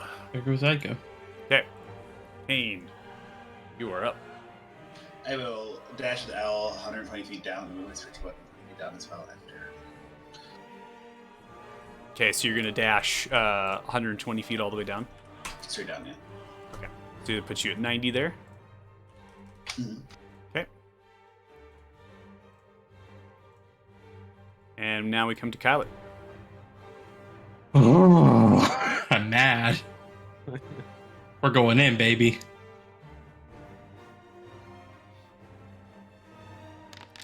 See, as you begin to pull off yourself And then- off the gold pile, the dragon turns around towards you. 19 hits as the whistle of the Bane of Barithune comes across. You slice across its chest. Like butter, it cuts through the scales. The dragon pulls itself back up. Right. Again. Coming for a second strike. Oh. 22 is going to hit. You do 43 damage as you come in and stab straight through the wound, twisting and pulling out. The dragon lets out a roar. Action surge. But 16. wait. There's more. You are blessed. You can roll a d4. Yes. 18 hits. You do 36 Yes! points of damage to it. You strike in for the third time, coming in And once then- more with a slice. Yes! Yes! Okay. Yes! Wow. Well, that is an obscene amount of damage. Yeah. All right. Well, this is where we're going to pause for a split second. And where are we going to, unfortunately, end combat?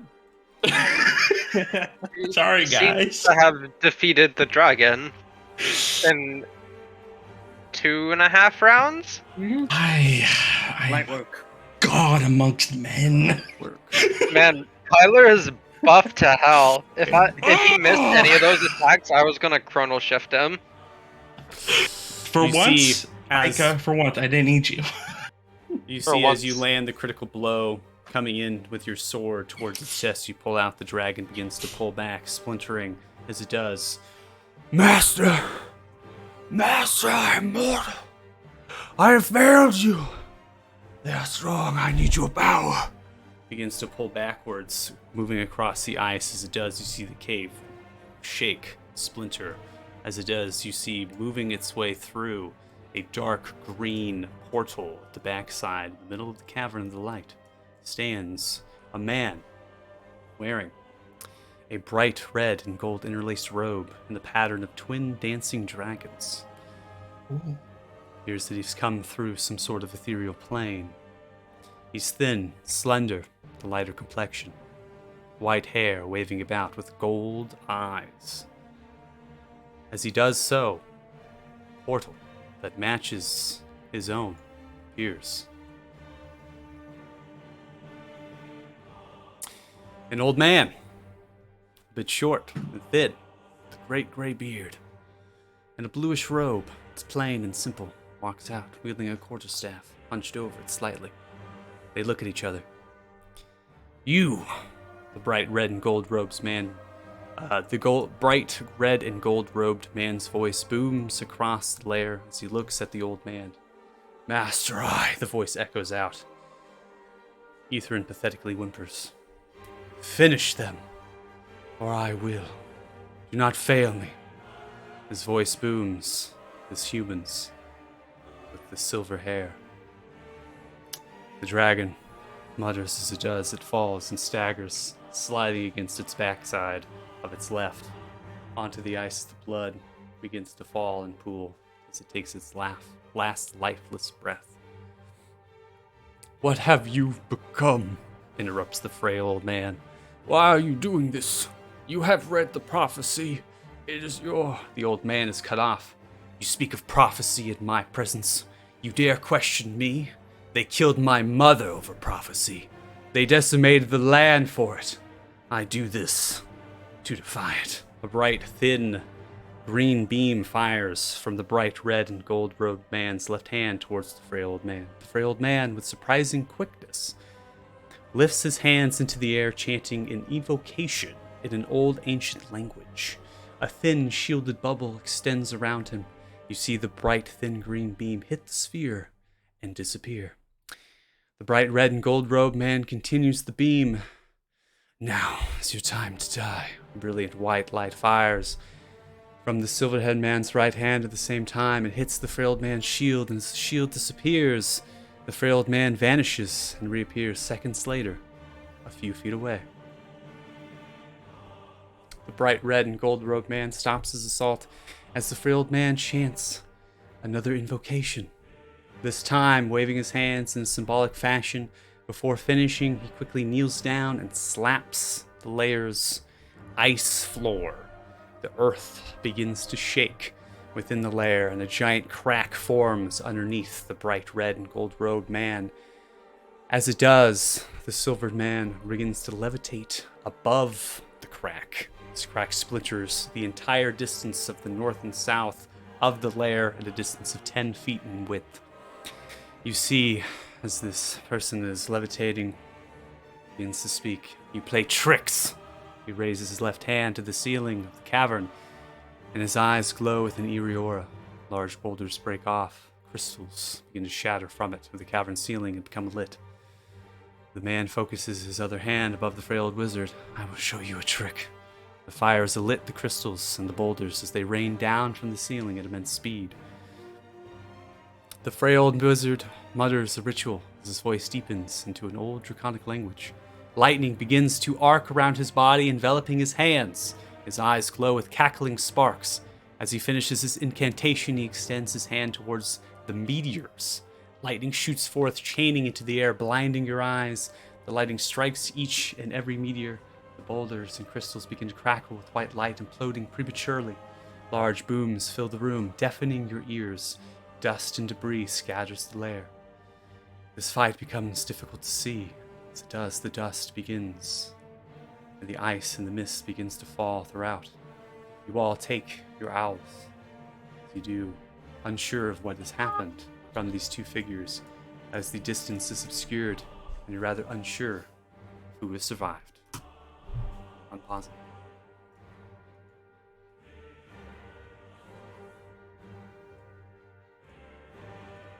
Take me back. I'm gonna fly over there and see what I see. Mm-hmm. Same. Yep. Okay.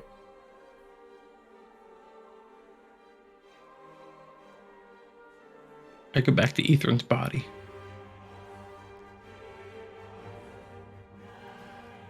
Rush through the dragon's pockets.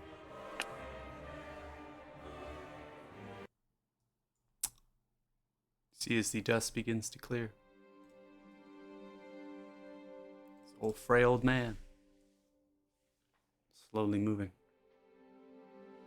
You see the shimmeringness of a green portal extend. The silver man has it left. The frail old man, picking himself upon the quarterstaff, looks out towards you all. For all those that are there, and the rest of you, you're looking for the treasure instead. If I can get within Me. 60 feet of him, I'm gonna. Why don't we hold on a second here, man? Looks out towards you all. You have done well. I knew you would. Does this match the description of the old wizard that we've been looking for?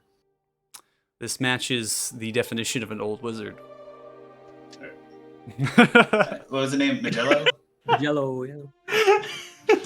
Just call out hold it. Magello! Hmm. Does Yes. he respond? Okay. Kane. I'm gonna toss a healing word to him. Ah, thank you. I appreciate it. You are always so nice to quickly heal. As he does, he walks with his quarterstaff towards you. Oh, You have man, grown I'm so nice. well. So generous you are.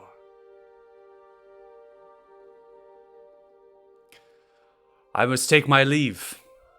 If I stay any longer, then the ripples of time will impact what you must do. You are all the chosen ones. You will have answers.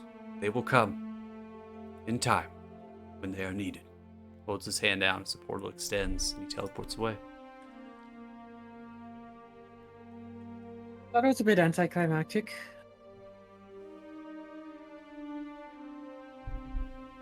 Okay, bye.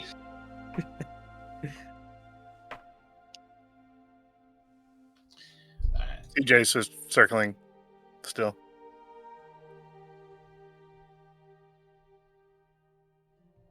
Okay. Sees the dragon's body slumped over, bleeding, leaking upon the ice floor. A massive pile of treasure litters. That's right. Oh, my camera fell. I was trying to fix everything and then it fell. Sorry. The treasure, a reward to a slightly disappointing from not being able to ask questions of this old man. He seemed in a rush, quick to leave, and quick to not give you all answers. Seemed very intentional, as if he couldn't give you the answers that you needed.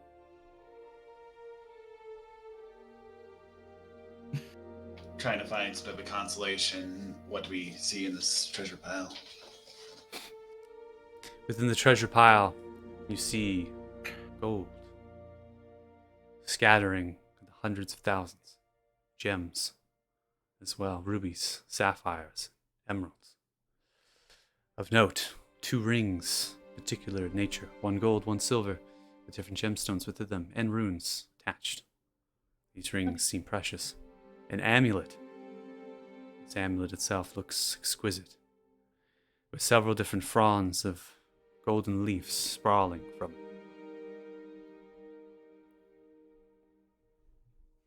As you rifle through the rest of the gem pile, it seems as though there is an interesting piece of scale armor, that of made from dragon scale. This particular one appears to be silver.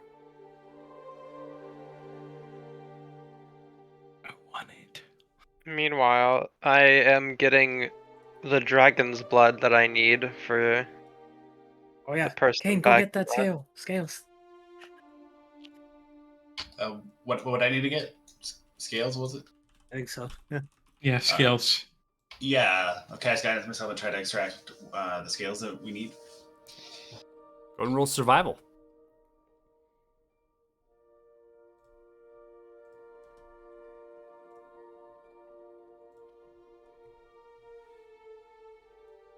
I'm gonna aid, actually.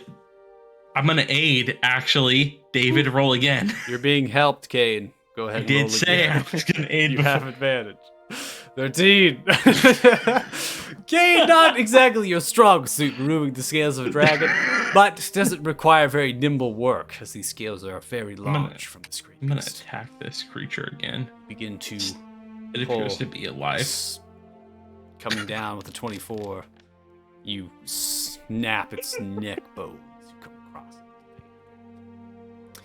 You extract I've the slain the scales, Kane, beast! that you need. 13 is good enough. You are able to obtain it. The blood does not require a check. You're just grabbing the blood, right? Filling the vials. Yeah. From it. I mean, I'm assuming it has a bunch of slashes and holes from Kyler just absolutely going ham on it. Dude, no, that was precision. That was pure strength and dexterity. Just I killed it. It's like 160 damage. Yeah. That's a lot of Crazy. damage. It's a lot of damage. Yes, I can do my thing. Oh, I guess we'll rest for a little bit after 2.5 rounds of fighting a dragon. And I'll go ahead I'm and sorry, guys. I'll go ahead and use identify on the 2 rings. Okay. That we found. I It's will. also an amulet and armor. I will. yeah. I will go ahead and we can go ahead and go straight through the identification of those items. No problem. I will also note that Kyler, you as being on the ice, as you now with this dragon here, there is some other effect that is happening to you. You were on the gem pile when you were combating, but now you're actually on the physical ice as you move down. You notice as your feet begin to form spikes and grind and hold into the ice. The ice for you is not difficult terrain. Oh. Okay. So I don't feel, just so I'm clear, I don't feel frost damage or cold, and I can walk on ice. Correct. Do I have wings? Not yet. No, I'm kidding. I'm kidding. Okay, cool. So I'm going to write that down. Okay. All right, so going through the items, the 2 rings, one of which is a ring of cold resistance. The other ring is a ring of protection.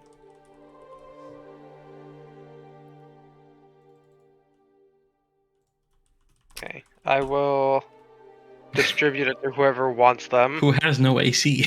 Well, let's find out what everything is. Yeah, and we can yeah. figure out it. Yeah. The amulet is an amulet of health. Oh. So amulet and health and what? A ring of protection? So you had a ring of cold resistance, ring of protection, Oh, cool.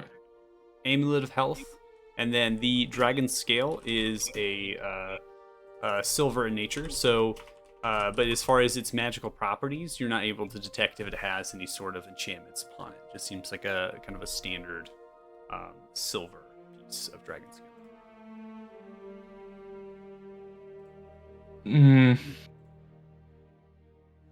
Who needs the amulet of health? I would like to put my a name in for it. It helps with my concentration checks, and I'm the only other frontliner besides you, Kyler. Yeah, I'll give That it is to true. No argument from me. I'm gonna grab Kane and just nugget him. We frontline, brother. Hey, good job fucking that thing up. Yeah. Frox, you were clutch with those Yeah, owls. You're gonna Frox. save and mobile. Man, that was really good. Good job, everybody. For now, I thought we were gonna die for sure. Really? Drinks are on me, and I point towards the horde. We're about to throw another bash. Dude, it's gonna be a rager. Let's do this. Drinks to everybody. Let's do this. Aka, Frox, and CJ, what are your armor classes? 15. 16. 19. Okay, so you either go to CJ or Aka, depending between you guys. I have a cloak of protection and a ring of protection already. Rochambeau, here we go. So CJ, would you like ring of protection? Wouldn't mind. I don't feel like a need for it. Like I'm not getting my ass kicked in We campaign. care about you though. Mm-hmm. We don't Just want you take to it. die. That, Just yeah, take but it, baby. that adds +1 to your saving throws and to your armor class. So I'll keep the silver scale just for fun. Can I take the head of the dragon? Oh my god. You're gonna go get it professionally The mounted. head is too large. What? It's very large. I mean, I imagine. Hold up now. Because you said 8 Yeah. 8 giant owls. We had 8. We but- might be able to No. copter this thing up. like, Can I- let's attach all of our ropes to the head, and then have them like Yeah, have Can the I take owls the teeth? just Can I take the have teeth? the owls just helicopter it up. Can I take the teeth of a Oh my dragon? god. You Yeah, of should course, take the take head Yeah. Okay, and I'm gonna take the mount teeth. it Yeah. and use it as a sign for the bar you'll eventually open up. So, dude, I just want to we could clarify. run an amazing bar. Just I hear me know. out. I do want to clarify the magical items. So, ring Yeah. of protection is going to CJ. I thought, yeah, ring of protection to CJ or Yes. amulet of health. No, the Amulet ring of health protection goes to is Kane. And then the Okay, Amulet yeah, of Health Kane. is going to Kane. Yes. And then who's taking the Ring of Cold Resistance? Not me. Ferox or Ica? Sell it. Shoe thing. I'm telling you, rock, paper, it. scissors. Rochambeau, do it. You I mean, could sell it. Yeah, Mm, I'll, Do we know I'll what it take would it sell until for? we sell it. no, take it now. Take it now. Do we know what it would sell for? I don't know if any of you would know this particular price of this ring. What would that Kane, roll you might be? know with your backstory and how you've wrote it. It may be something that you've come across. I will go ahead and ask for I think a history check here would be good, or an arcana or history check. I think one of those two. So I think Ika, you can roll this as well. Just getting the nature, how much the value of something of this magical. You said Arcana or History? It can be either one. I think that fits into it. I don't think that going back obviously there's no appraisal skill or anything anymore, but trying to get kind of a value of what this ring would be like on the market if you attempted to sell it. D6.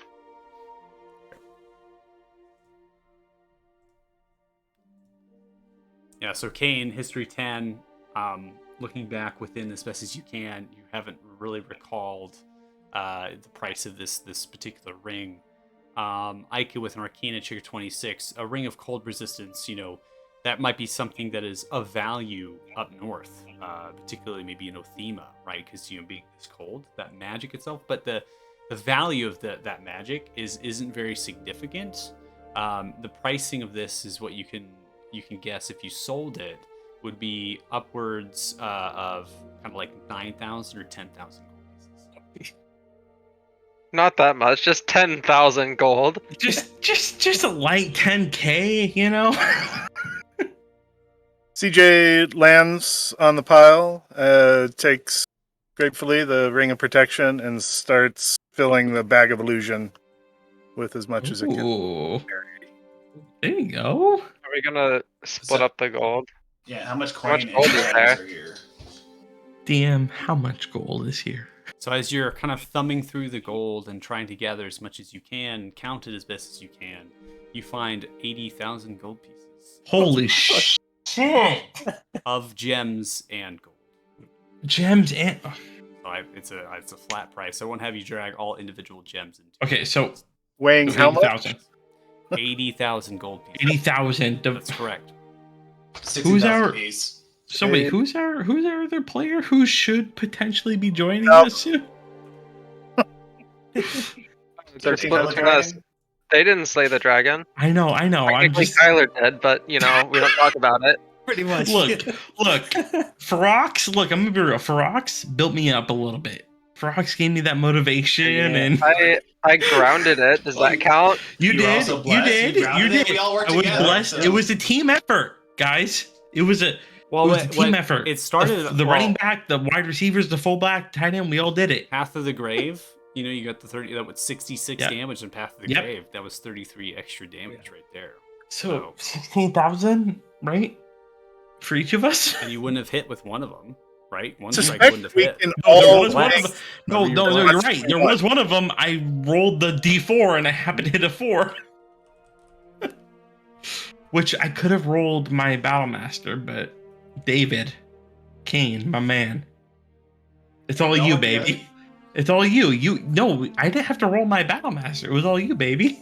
Kyler is hella buffed by almost every single goddamn And that's person in okay. the You party. know, if we put him out there and he's hitting hard because we're all buffing him up, that's great. Yep. Yeah, We need to get him a haste, okay? That's nice. I'm. Yeah. Oh my get on God. that. I'm going in, baby. So 16,000 each. Or wait, 16,000. what? We're gonna find a way to carry it, but yeah. Sorry, Yeah. what was it? It wasn't 6. What was Suspect it? we can't carry it at all. Sorry, what was the total amount? It breaks down to 16,000 apiece. Jesus fucking Christ. I dragged the Ring of Jesus, Cold Slayer Resistance in this Silver Dragon scale into Ika's inventory. And that dragon tail had no magical properties. There's no magical properties to it. I took all the teeth, right? Yes, I will go ahead and drag in the. Are you imposing any weight limits? I do not impose weight limits for gold. Oh, for gold. Oh. I do not. Should not if they're be in the settings. Okay. Make sure. Okay, so I'm gonna add. Here, let me. Yeah, apparently it's on. However, I do state reasonable accommodations to get this gold out. So the volume of this gold is quite significant. Okay, that is way It's a too much. lot. So Well, It's a I imagine we horde. can keep using your owls to make trips up and down the yeah, hall. so it's you know. and again, I'm not gonna try to make that too taxing on you all, but coming up with some process to how you're gonna get the gold out. It's fine.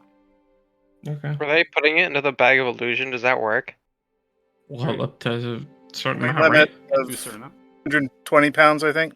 Yeah, something like that.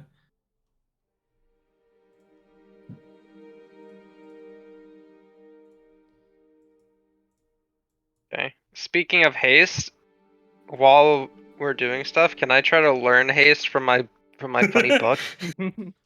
So you get 24 dragon teeth as best as you can into your Twen- backpack. Oh, 24? I went ahead and looked at your inventory as far as how much you can carry. You're able to Did you already add it? Yeah, that equates Okay, to thank about you. 120 pounds. Fuck. So you see his Kyler's teeth in the backpack, strapping Dude, it down. I gotta do some push-ups and just prep it. And then roll the Tome of the Beholder or just roll Come on. percentile. Come on, Ika. Come on. 3. It's not in there. That is not good. Oh my god. Maybe do it This again. book sucks. I don't know what Maybe to do it say. again? It's a 50% chance. Like Okay, a flip of a maybe do coin. it again one more time. Because I hit a nat 20 on a dragon. Maybe we do it one more time. I'm so inspired that I flipped through the book a second maybe time. maybe one more time, Michael.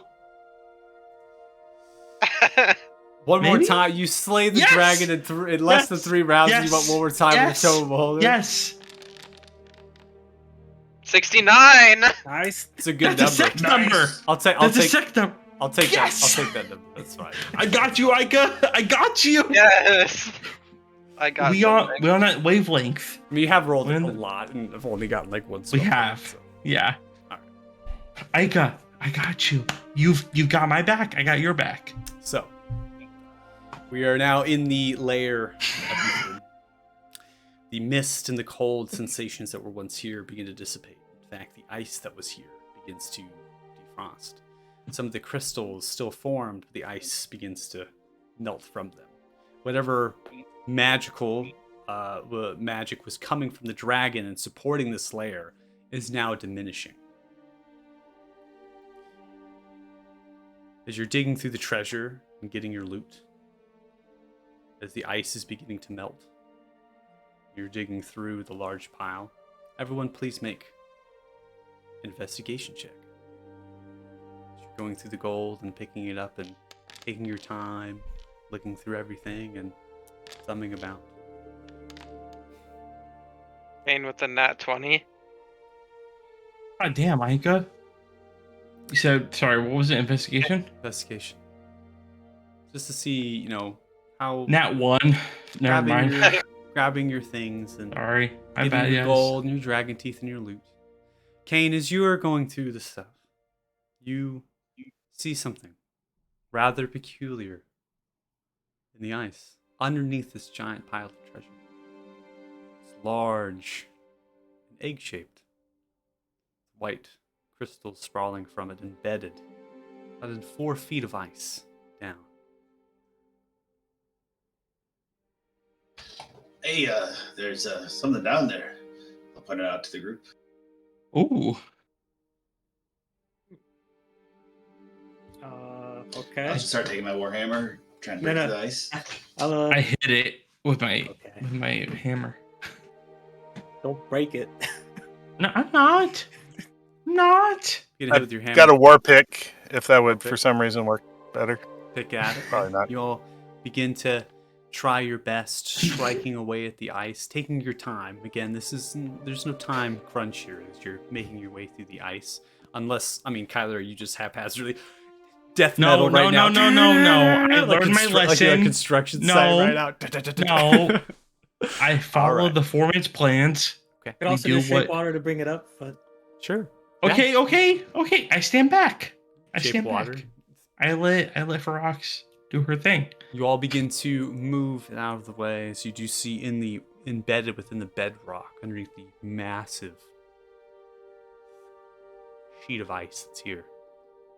It's a 3 foot, a 3.5 foot long, with a 1.5 foot radius, white crystal egg.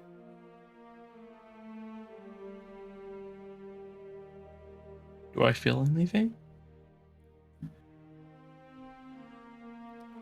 You do not. Okay. You're staring at it. Nothing seems to happen.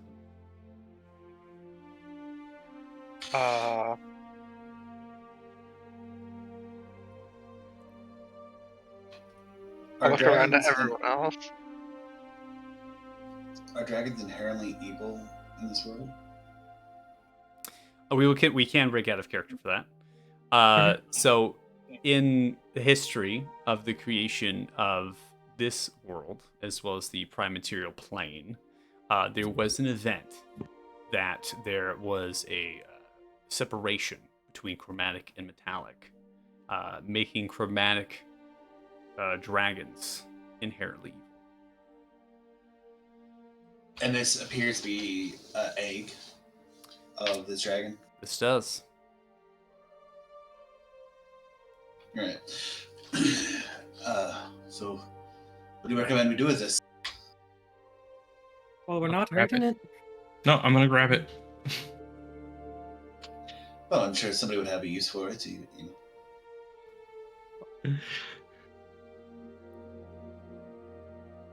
Kyler, you You Do know, I grab I'll feel- take it. Yeah. Yeah, I grab it. Do I feel anything? I'm not gonna like take it. I'm just gonna grab it. Like just hands around it. You hold on to it. It's warm, or it should be cold. It's warm. Your heartbeat vibrating from it. The crystals of the dragon scale begin to encompass this with this protection of the egg in a magical sense. You denote different sorts of small crystalline blues and whites and silvers in this egg. You feel the heartbeat. Whatever's inside of there is significantly young. Oh. One thing to note is your gemstone. It seems to be alit. So like bright. It is. It's glowing. I take it.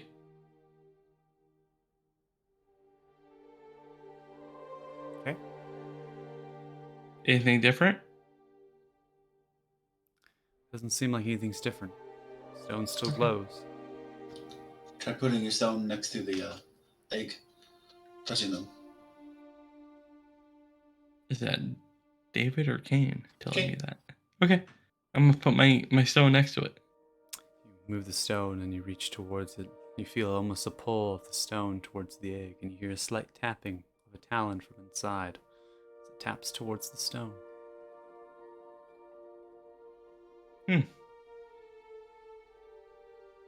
What do you feel? Looks like Kyler's gonna be a dad. Oh gods. I keep it with me in my pocket. This egg is extremely large. Oh. Then I put it in my backpack. I think it might be bigger than that. Yeah. This would have to be something that you'll have to strap to your back and do the best you can to get out of here with. I caress it. It weighs easily over 100 pounds. Holy shit. I abandon it and I leave it. No. Okay. So 100 pounds. Okay. Fuck. If you're adamant about taking it, I can try and carry it for you if your hands are full.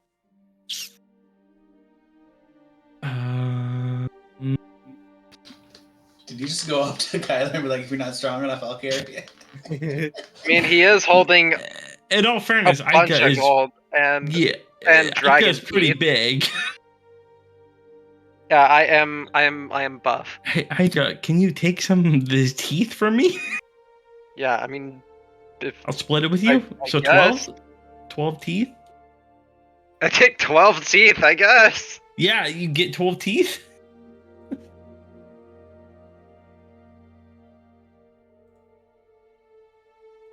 Splitting the difference. That's heavy. Michael, are you going to add that to my inventory or? Yeah. Okay, thank you. Just want to make sure that you're taking it. Seems Yeah, like I'm we're having taking some it. back and forth I'm here taking for a it. little bit. No, I'm taking it, but I want to disperse my inventory as necessary. You know, we'll do everything we can to get everything that we can out. I'm a before daddy. the place, I did it, guys. collapses. Guys, I did it. I'm gonna name it after frogs.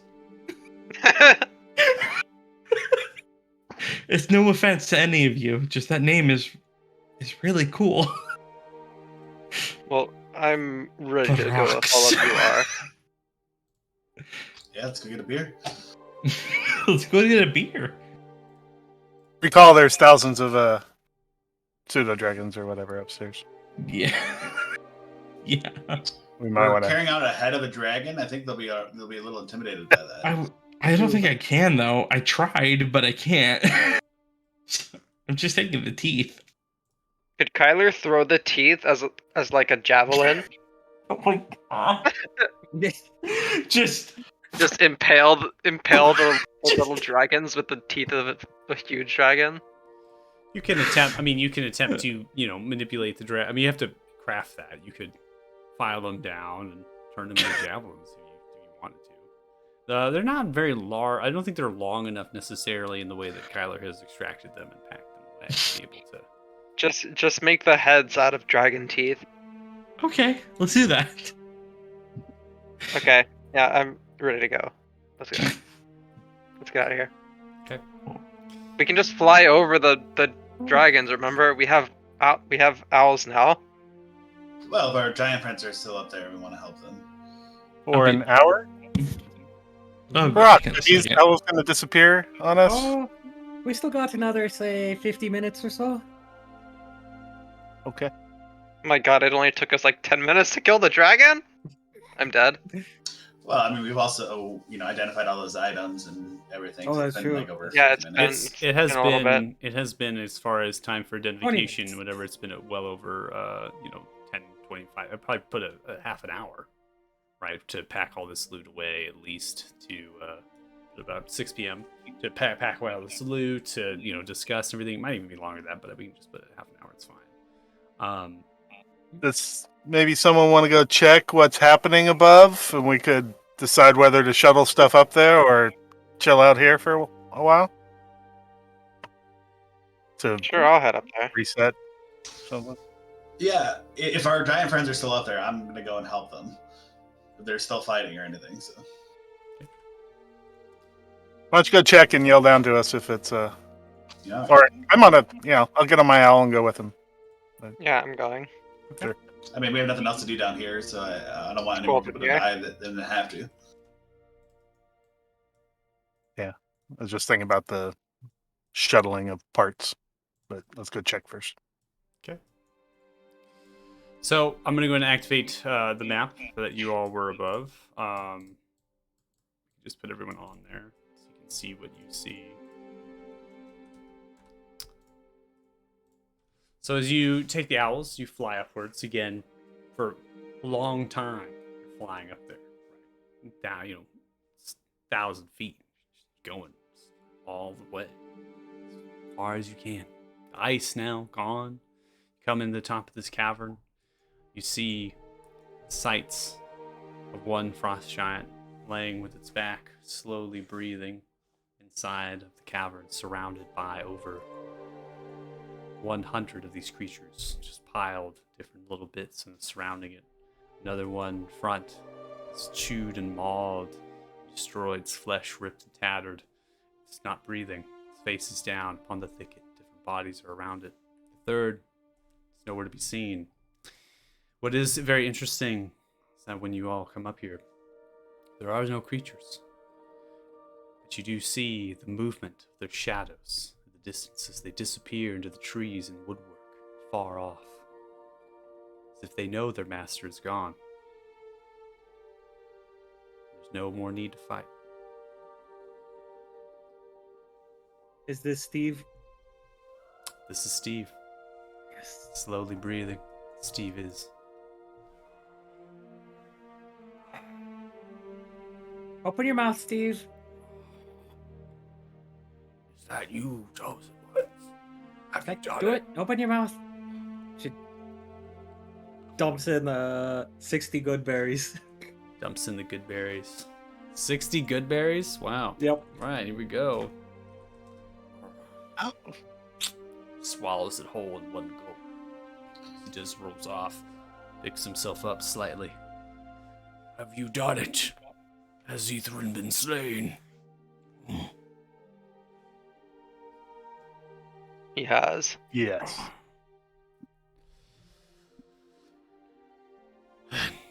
There is hope. There is How hope. long has your friend been dead? He was the second to fall. So like within the last minute? Gorvin, he fell to the death, for Thrum will take him to the great hall, he thought. What worse was my first brother, as he moves towards the kind of the thing. My brother, he fell down there, took many with him. Would have not survived that fall. Darkness, you're not sure how far it goes. I'm sorry for your loss. I'm gonna turn towards him and toss him a coin purse of 2,200 gold pieces. I'll say, use this for the funeral expenses of your fallen brothers here. Fine gold. Go to their family. Riches. Is this what the dragon had? Well, there was more. We took our share, but use this to take care of those that fell. And if they have family left behind, if they don't, split it amongst yourselves. Thank you. Thank you all.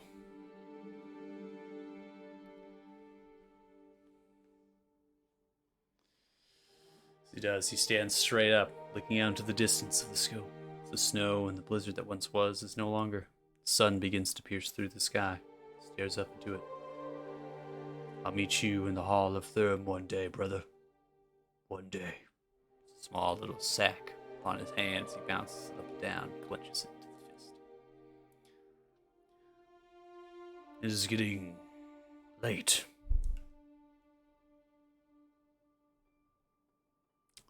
Where would you all like to go? Back to Monsag. I'm okay with that. We can rest here first before we head out. Oh, maybe back at that altar so I can pick up my brother. Wait, what?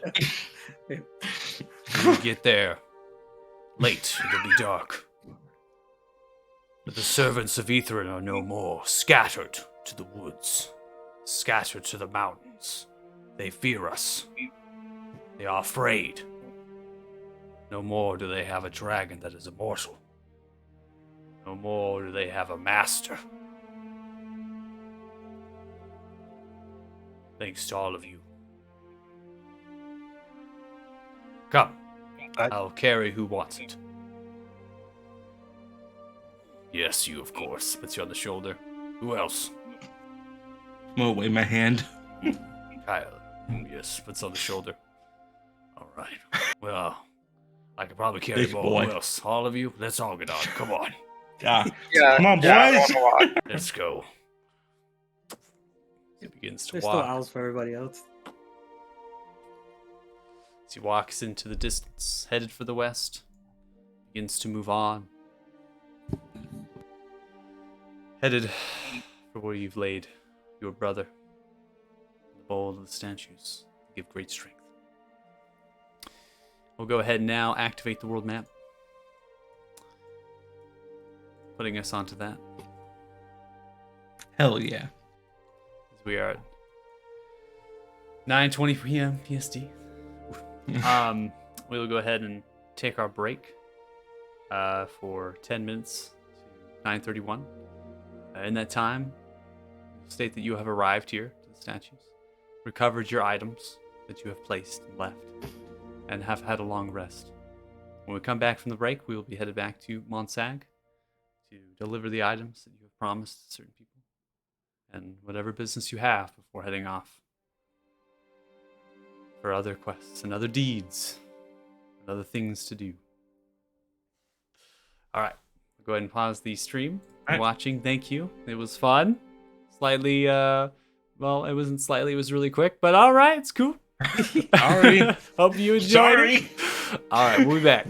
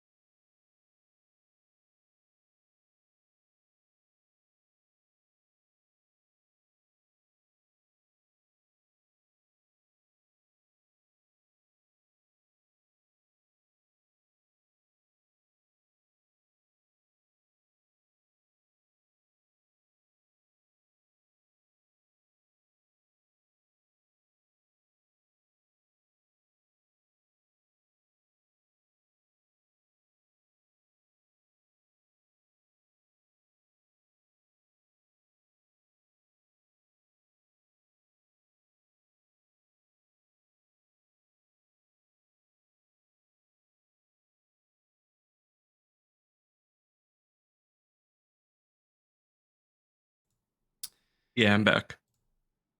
Nice. Well, welcome back. If you're watching, awesome. It's been a blast.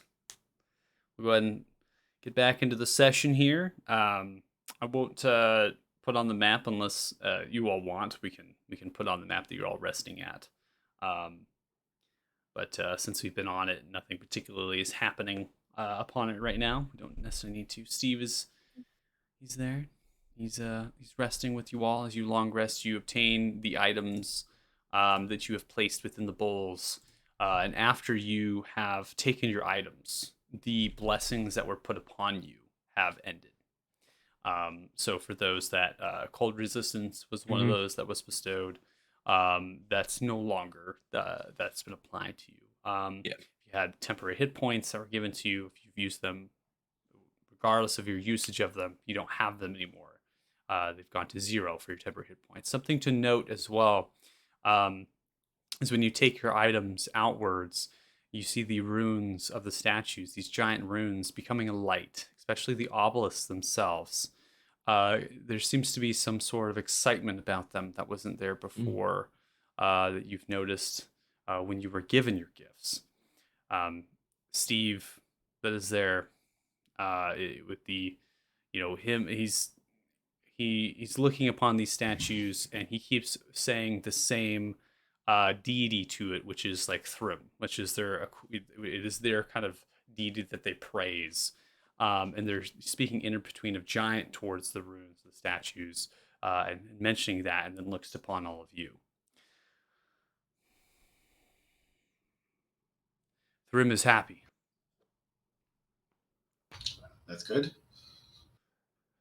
You all will dine in his hall upon your death if you choose. You all have been accepted. As have you, Steve. As have you. I believe so as well. These runes, they speak. They speak giant to me. I read them. My brother, he says hello.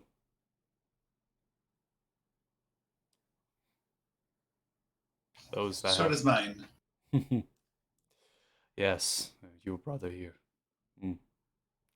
How did he die? Illness took him in a village. Illness.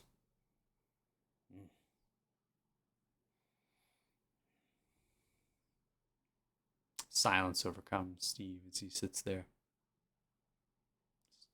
thumbing away upon the blade of the great axe as he sits upon the edge of the cliff just to the south of the statues.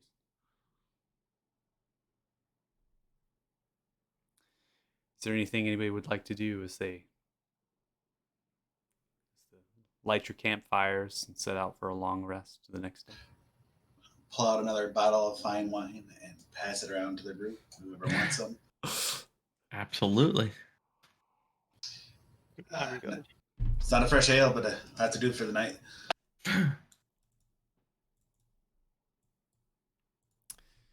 Pass around the bottle of wine to everyone. I'm sure you don't want to offer it to the frost giant. That would be God in a sense. Holds it there. Instantly. Thanks for I the will one. give him his own bottle of fine wine. Oh. It's probably like a glass gnome or a shot. I don't know. Thank you. This is... Grabs it with 2 little fingers. Great. That is a really amusing, mental image. It is funny to think about this little bottle of wine. This giant mouth. Does he have his pinky out? Yep, pinky's up. Pinky's always out.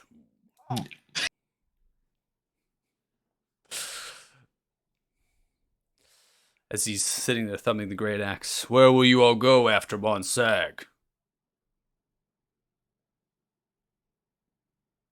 South. South. Well, sure. We do have to do kind of a group check-in on that because I think 2 of our wagons are destroyed. One of our employees was destroyed, imagining the cargo was lost. So we need to get Timothy and what's her face still to Athena, right? Yes. but we lost like 2/3 of the cargo. So Eh, The theme is probably our first stop. a theme is absolutely a first stop. I need a bed and a nice Well. woman. It's been fun. That's it. I've enjoyed myself. Okay, Steve. you're into weird things, Steve. Slayed many I'll enemies.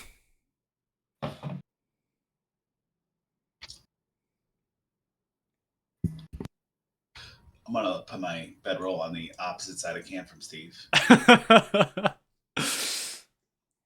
Steve lays down upon the snow. A large miniature earthquake erupts as he lays down, looking upon the stars, clear sky. Puts the hands folding underneath the head as he stares up. Begins to speak in giant as he points to the different constellations. You Ooh. lie. Rox definitely notes all of that. Yeah. Speak to me, Steve. You all have gone through a long rest, so we'll go ahead and advance into the next day.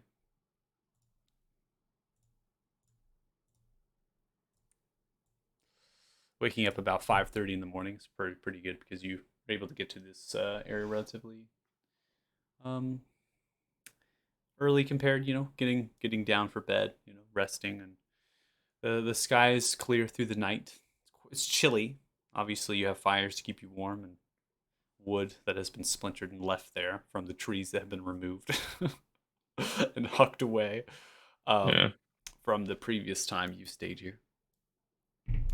In the morning, you arise. You see Steve grabbing at a large sack that was completely soaked and now is slightly dry. He's pulling off different sorts of what you imagine to be dried meats and things, and is just spooning it into his mouth and gorging himself on what remains upon the sack, knowing that you all will arrive back at Bonsag at the end of the day.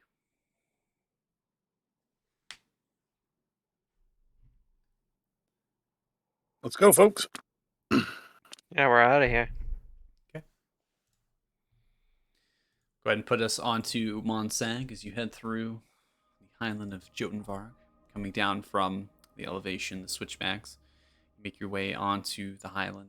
It's a little bit slower going now that Steve is the only one to help, but you're all able to ride. Steve is holding on to all of you, carrying you on your journey through the highland. What a man, Steve. Crest down to the east side of Monsag, coming in, you see that there is a crowd beginning to form. These frost giants, as some are chopping wood, tending to hide, doing various tasks of trade and craft known to their families, their small little group of croppings of their clans that they've arranged here at this kind of collective. They all kind of look towards you. As they do, they all kind of raise the fist up into the air slowly.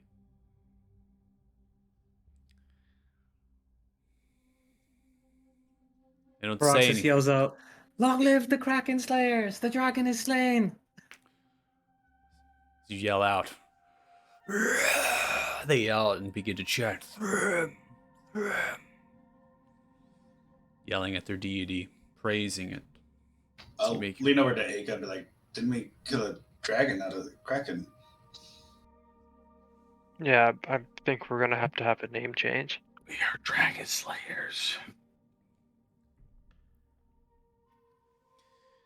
Can continue to chant as you pass by. Many of the frost giants continue to follow you as you make your way to Nimsong. Kultil, hard work at the forge. Crafting weapons stops. Eyes aglow. They recess back to normal. Looks outstretched towards you all as you move through the evergreen trees and different sorts of outcroppings of structures. Coming into the area of Nimsong. Walks out towards you all. Holds his hands together. It is done. You have done it.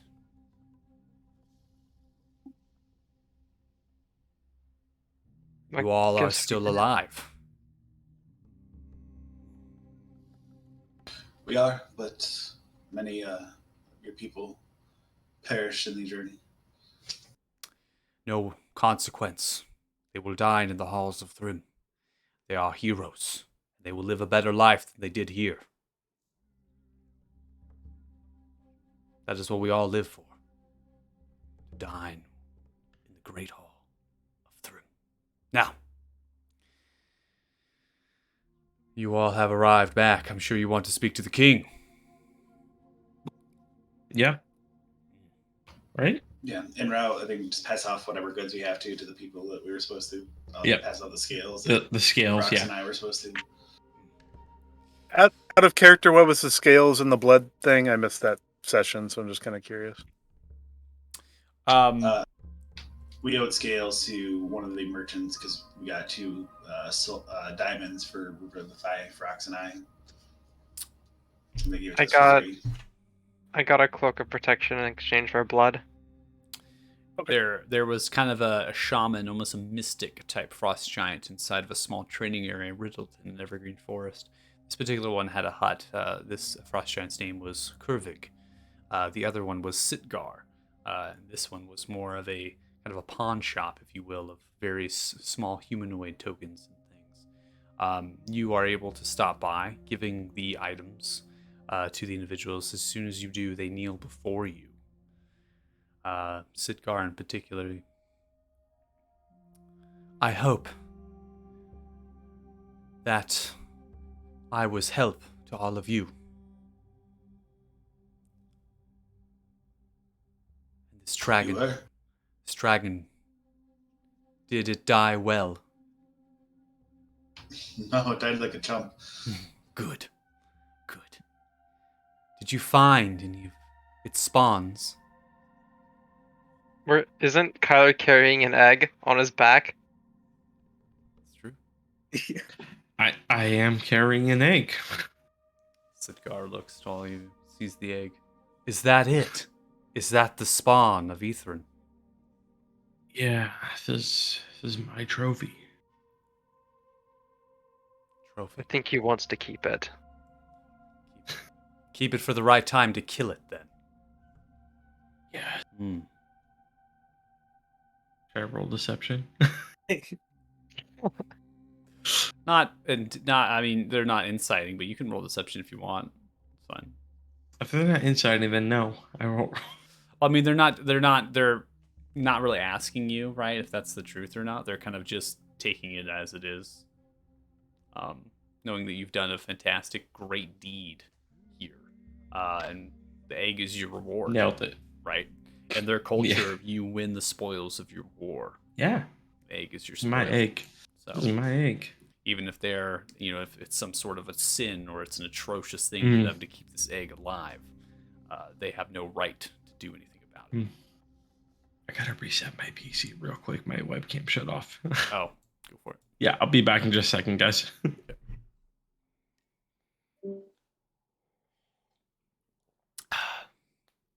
Go in peace. The Northern Frosthorn finally at rest. Looks like we'll be able to make the summer raids after all. Friend, do you sell any potions of healing or anything of that nature? I do not. Is anybody here in Munzak? Ah, yes, Kurvig. Make that Thank the you. second stop. You're welcome. That's the one who also sold the cloak, or gave the cloak. Right.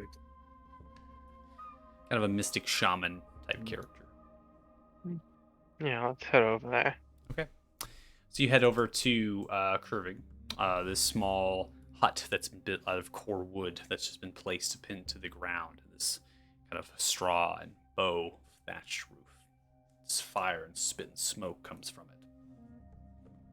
The slightly robed frost giant has kind of a braid that comes down with tattooed runes upon the sides of the head. Appears to be kind of moving its hand over a large cauldron of some kind, using magic. Different sorts of bone totems and art dangle from the rafters of this hut. obviously extremely large for you, for all of you, but it's small for curving. Different sorts of powders and things just scatter about. Small wooden bowls. There's not glass here or metal. All of this is laid out or wrapped. Does he notice us come in? Does not. Seems to be still enchanting, slightly eyes closed and coming open and closed.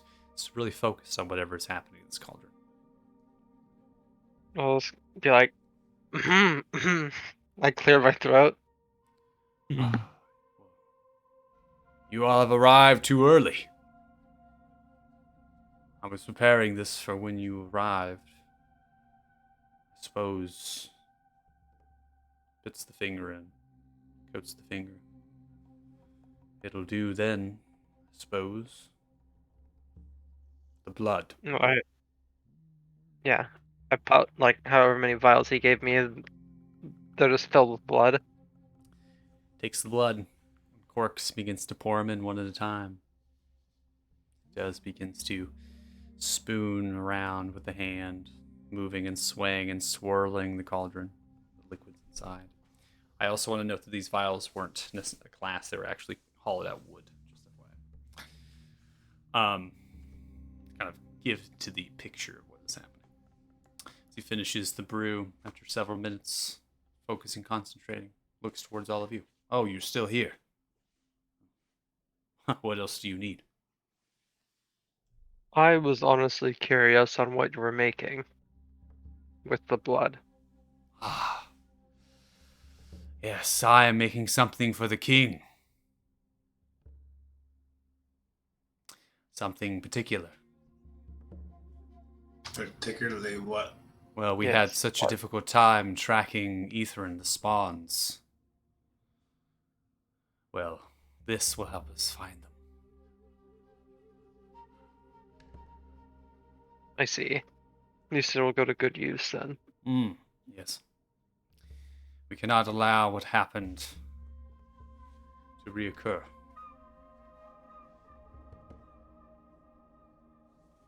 Understand. Mm. Thank you for your help.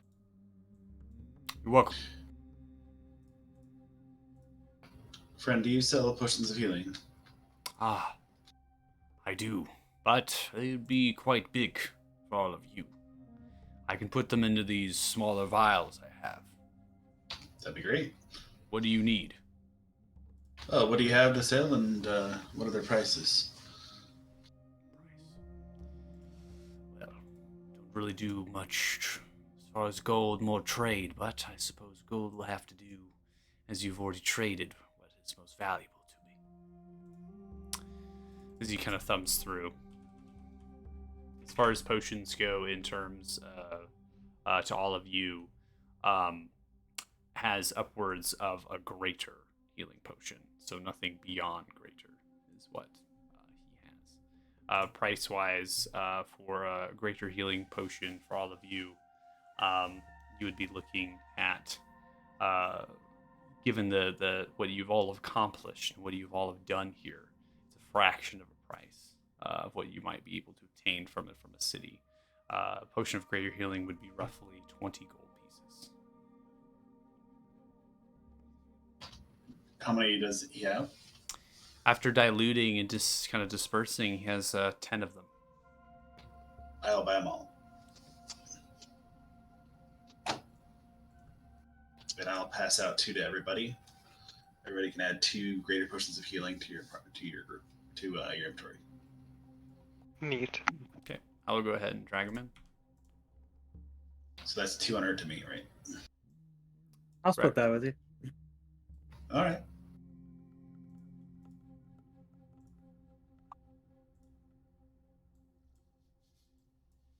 Oh, I attuned to my ring last night, probably. Okay. No problem there.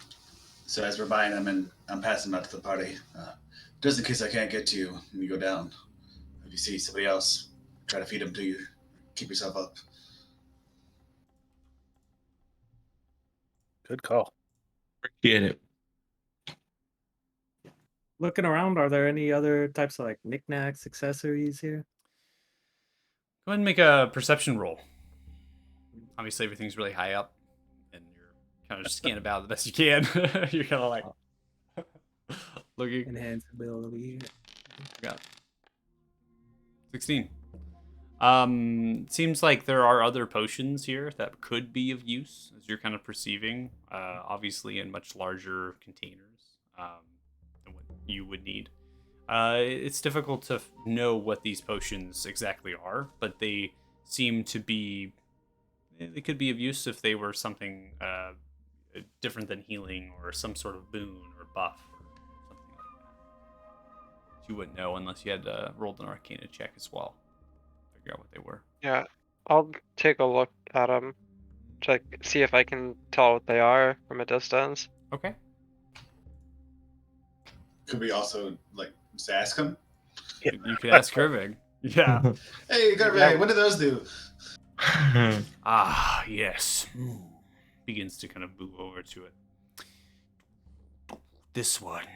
It's like this green, kind of hueish, somewhat blue as it is shaken just a little bit. As you kind of see in this somewhat kind of wooden vial that's been kind of shined and cleared out to become slightly translucent but still really opaque. This gives you the strength of frost giants. We drink it for fun sometimes. I think it's hilarious that they're frost giants and drink frost giant potions. But yeah, how much does that run? Well, this is quite priceless amongst our people for the deed you have done. Quite extraordinary. But after I've spent some time looking at all of you, it seems you have gotten quite a lot from this dragon. Your backpacks are full. Yeah, so I was trying to give you some. Good. Let's say 5,000 gold pieces each. I give you 2 of them. Not passing that.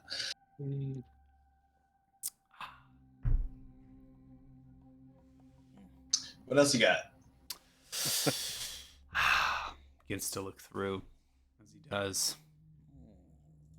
Something that you would like. Potion of cold resistance. As he pulls it out, kind of swaddles it around. We are quite immune to the cold, but sometimes it gets ever so chilly. And you need some warmth in your belly. This helps.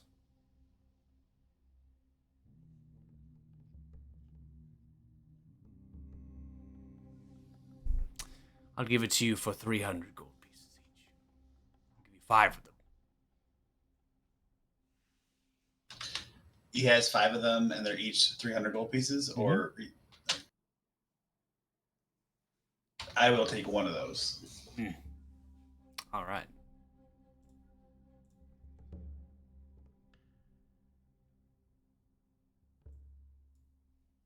Boom. It's your inventory.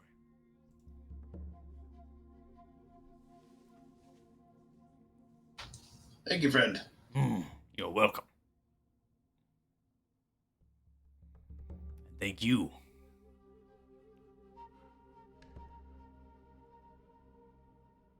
He stares at all. Bye. All right, bye. Nobody Yeah, else? we're All out. right, no takers. All right. Here we go. So, you leave the small forest outcropping on the north, or I should say just eastern side, between the blacksmith, the forge, and Nimsong, this large longhouse that crosses over the river. You make your way there, moving through. You see as the frost giants all stand as you make your presence known. Horns filled with mead sloshing around as you make your way through. Given the time into Nimsong, I'm going to go in just the time right now. Put you, I think, 5 p.m. if I calculated right. So 5 p.m. Many of these tables are kind of not yet filled, so it's about half capacity at this point.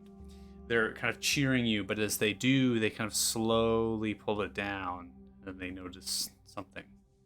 Back of Kyler. Oh. They all look. some of them going silent. They still kind of mutter, Hail Thrym. Those that were following you from the different outcroppings and things begin to funnel into Nimsong, going to various tables as they kind of unify into the colorations of their clans.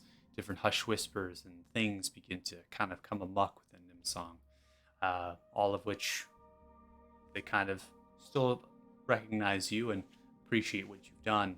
Now they've gone to converse with themselves. You continue through Nimsong as you make your way to the Great Hall, I'm assuming, to speak with the king. Mm-hmm. Go to you. Yep. All right. Let me go ahead and activate that map. Put CG on.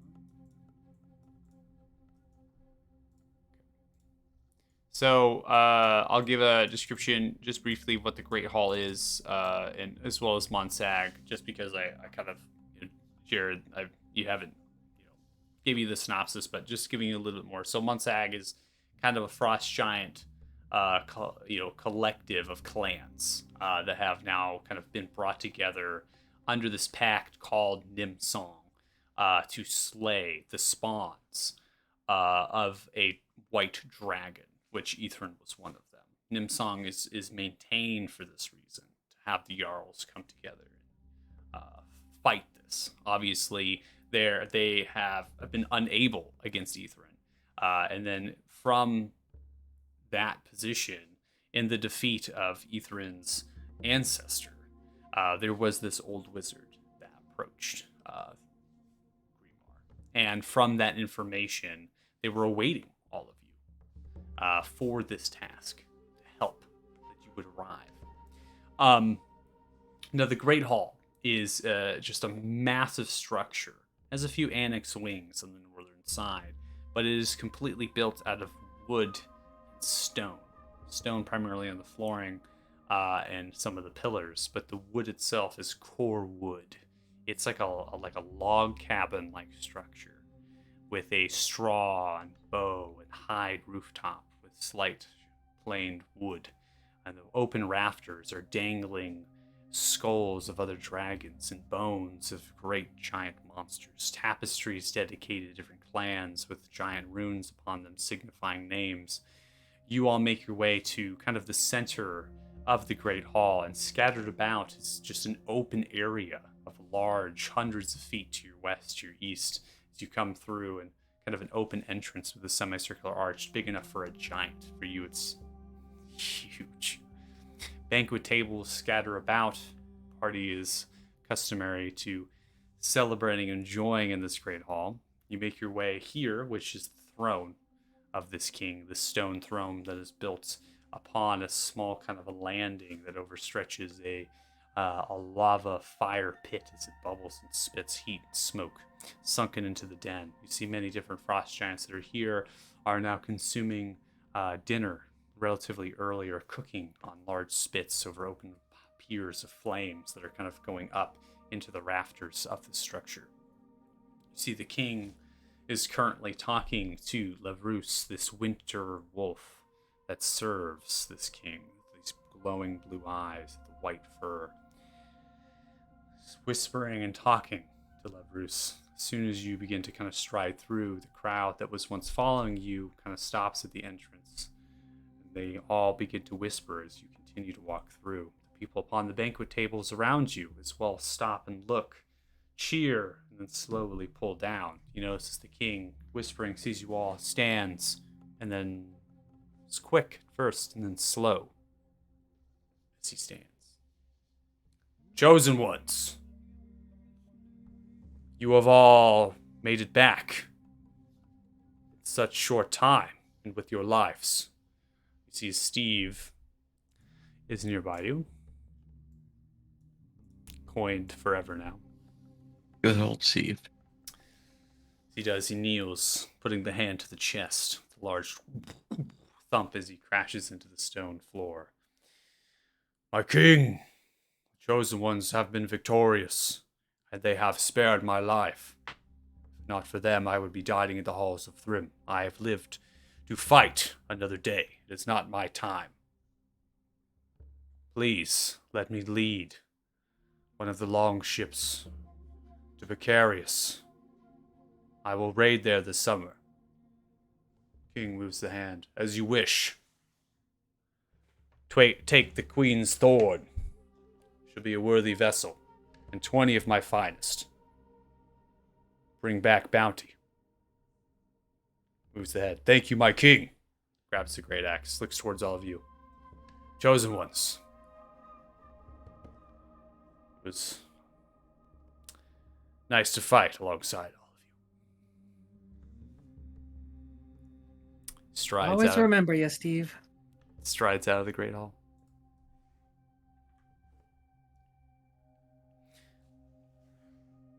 King sits back down on the throne. Grabs a large horn at the side of the throne, picks it up, begins to drink from it. Thank you for the demo. You're welcome. Clasp the hands together like this. Large jeweled gem rings upon the fingers.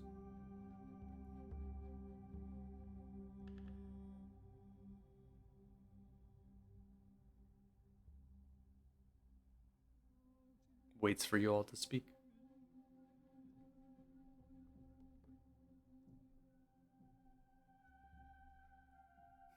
I kind Elbow of like Kyler. motion to Kyler.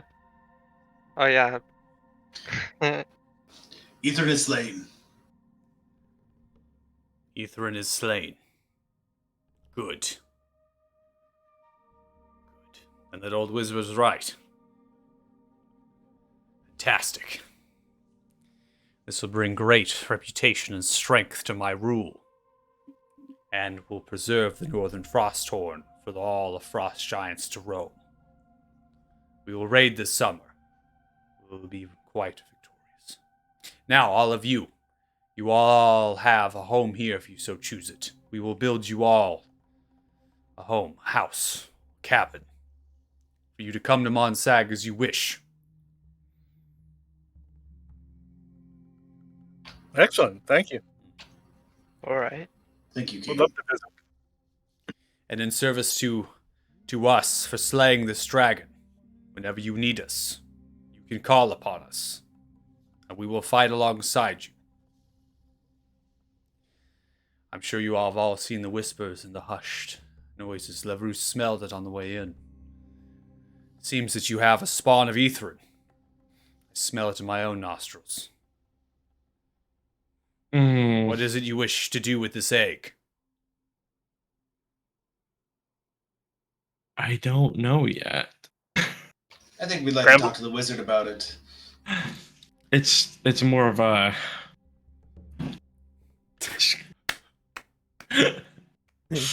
it's more curiosity at this point. It is your But a right. cautious By our law, curiosity. the spoils are yours. But I will bid you caution. There has already been contestation to my rule. Now the dim song has been achieved. The pact has been fulfilled. They will look at my weakness for not removing that egg from your back.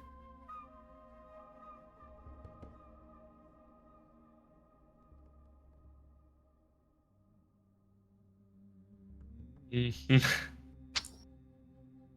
Well, we have that trophy, don't we? The giant dragon head. Sees I the never owls. Rafflecopter in. No. I figured it was strapped on the back of Steve. I kind of Yeah. had it in my mind that you all were getting the gold up, you're getting the head, right? So it was on the back of Steve, and Yeah. it's behind all of you slumped down. So that's So, how I was. I'll look at the rest of the group, and if you're okay with it, why don't we give him the skull as a You know what? Do not fuck with me sign. You know? Yes, as a proper trophy to Kutil, and as a thank you for your hospitality, your aid, the head of Ithrin. For the King Grimar, Nilfing? I'm giving it to the king. The King, right? Yeah. Okay. Looks towards Trophy. That will be good. That'll be good. We'll restore that. I will hang it above. Seems suitable. Above my throne. For all to see. After all, King, who would mess with you knowing that you have the Chosen Ones as allies? You would be very surprised. There Show has them that been, skull. over the last 1,000 years, there's been those that have tried to fight my right to rule. It was Nimsong that kept us together. Now without a dragon to fight, without eggs to find. Not sure. I will hang the skull. I will tell them all of your tale, your deeds. I will instill fear and hope into their hearts that we as Frost Giants can become better than we once were. That the Pact of Nimsong was just a pact. The feeling of cooperation and collectivism within our clans was something to be preserved. And we will keep searching for eggs. We will use this as a quest, as something to do. Summer raids will help. But come after the summer, I will do what I can to maintain. King, there's more dragons out there to fight. So we need you to keep everybody together. So when we do call upon you, you can fight with us. We will look to the other dragons then.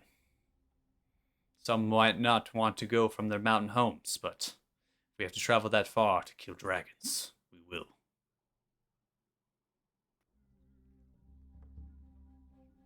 Cool, let's drink. Let's drink. Let's do it. I point Is at Timothy him. anywhere around?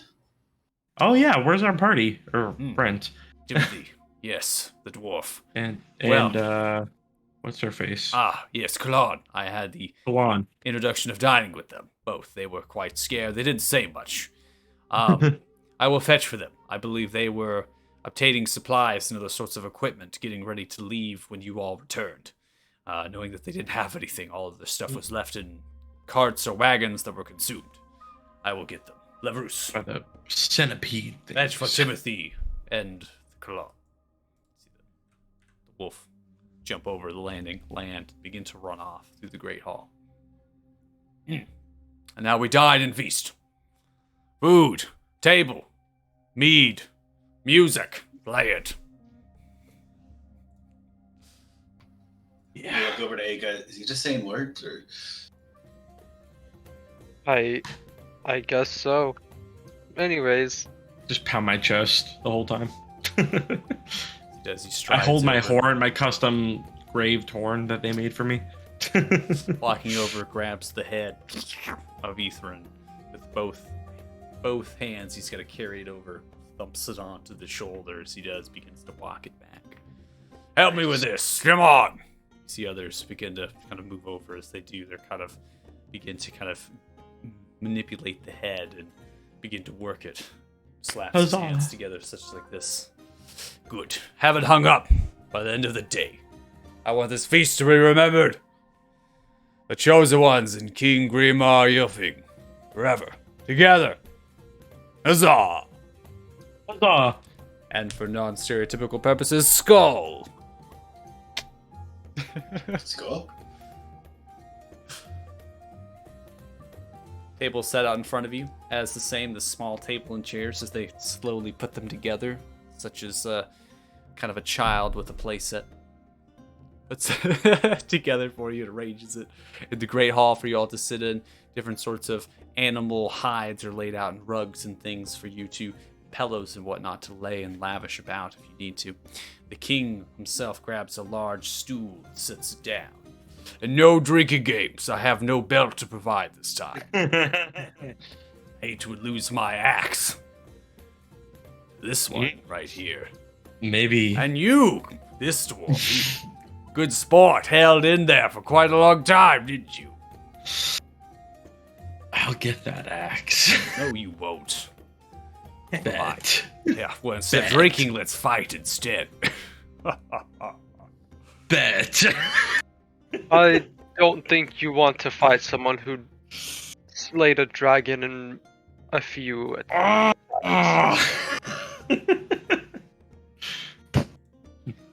I just drink. Shoving it back, drinking. Yep. See, after time drinking and feasting, this large Water, by the way, just water. massive thing of just a slab of meat from some creature, just kind of thrown out there. You're not sure what it is. Different drink is poured, mead and water if you need it, berries, juniper, and other types of different assortment of tundra vegetation and foods that are edible are laid out before you. Something that's very interesting is a large kind of small pot of some kind that's made out of wood, just almost like a bowl. It's filled with this very aromatic tea that's laid out. It's kind of put there for you to spoon into small bowls and cup and drink.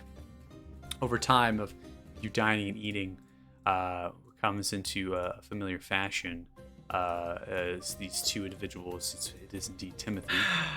Yay! And they make their way. They are wearing warmer clothes that they have. They have backpacks on and different sorts of equipment. Timothy has a small walking stick, and Kalan has seems to be a little bit more of a kind of I wouldn't say armor, but just more to the ensemble of what she was wearing before to maybe reinforce some things. They kind of approach you all as they do Timothy. Oh, hi. You made it back. Oh, that's good. That's good. I pull out the Bane and Berry Thune and raise it above my hand like He-Man. Just kind of scared a little bit from it. Listen, I mean, I'm going to spend another night here, but we're going to head out in the morning. Is that something we're going to do? I look back at the party. Sword in hand and beer in hand. Yeah, noon, It's just 2 p.m. maybe. Yeah, I'm point at my sword at everybody. move whenever everybody else is. We head out tomorrow then. Tomorrow. Okay. Huzzah! Tomorrow. Yes, huzzah! You see his one frost giant kneels beside Timothy and just basically hands him a tiny little horn of mead for him. He grabs it, just shaking. It's like shaking as the mead's like cresting through the beard. They said it's rude if I refuse to drink. Klon scared, but not showing it. It's just very I'm trying to stoic. dance with both of them. Kalan, is everything ready for tomorrow? I believe so. I have fetched some supplies and rations and warmer clothes. The giants were also kind enough to lend me some sort of device. I'm not sure what this is. And she kind of pulls it out, and it seems to be a compass. It's filled with some stone, and they said it will help guide us down the mountains and through the valley. I'm not sure what that means. I'm sure it'll be helpful. They also said that some of the wolves will be guiding us as well, protecting us in case something arises. Take us wherever we want. Good work. Thanks for keeping everything ready for us when we come back.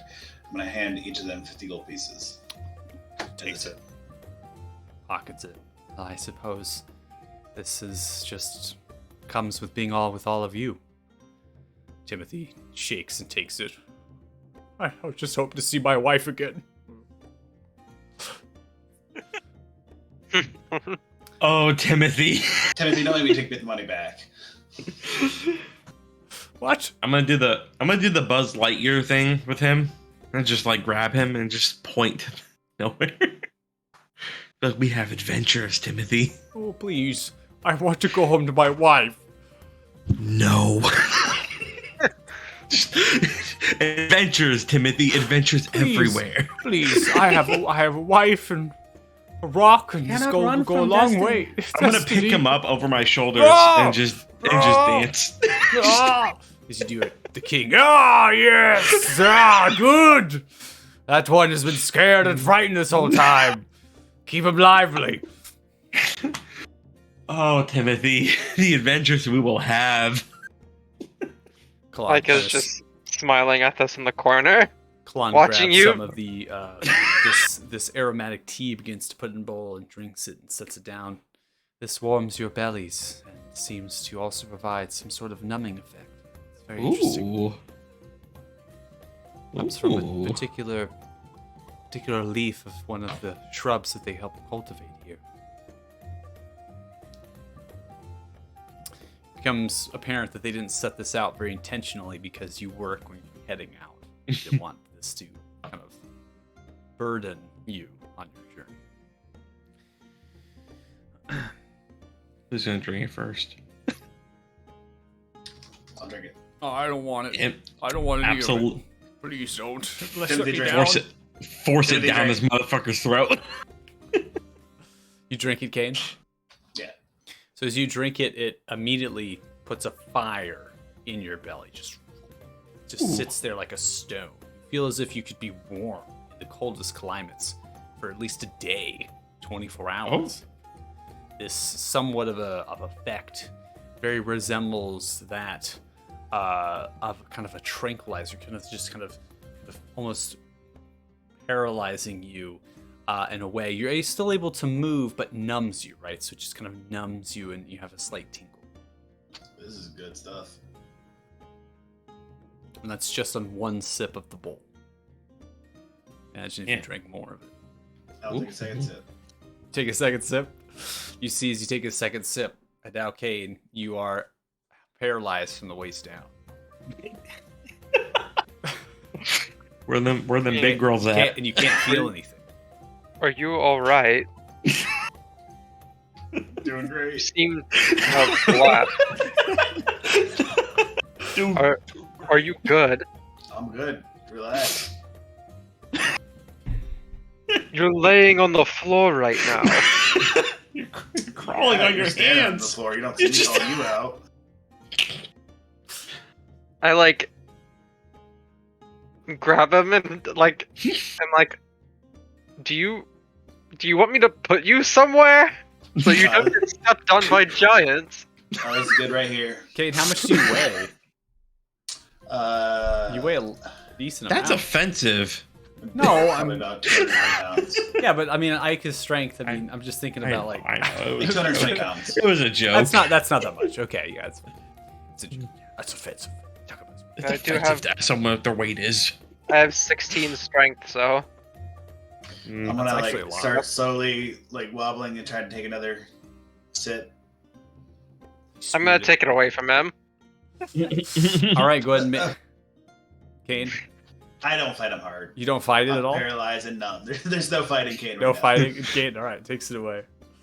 You probably don't need to drink any more of this. Good call. I trust you, Ega. I'm not setting you back on the ground. Kane just I'll go Just- put him on a table or something. This one yeah, just impresses. lay him flat on a table. You see the Just- king. You see the king kind of point towards you, Kane. This one impresses me.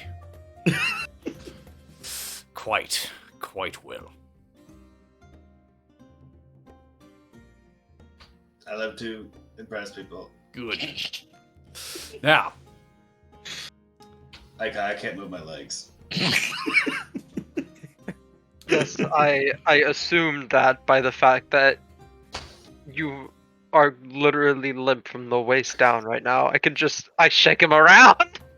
I CJ, can't even feel anything. CJ, do you have any musical instruments present, like that are just showing?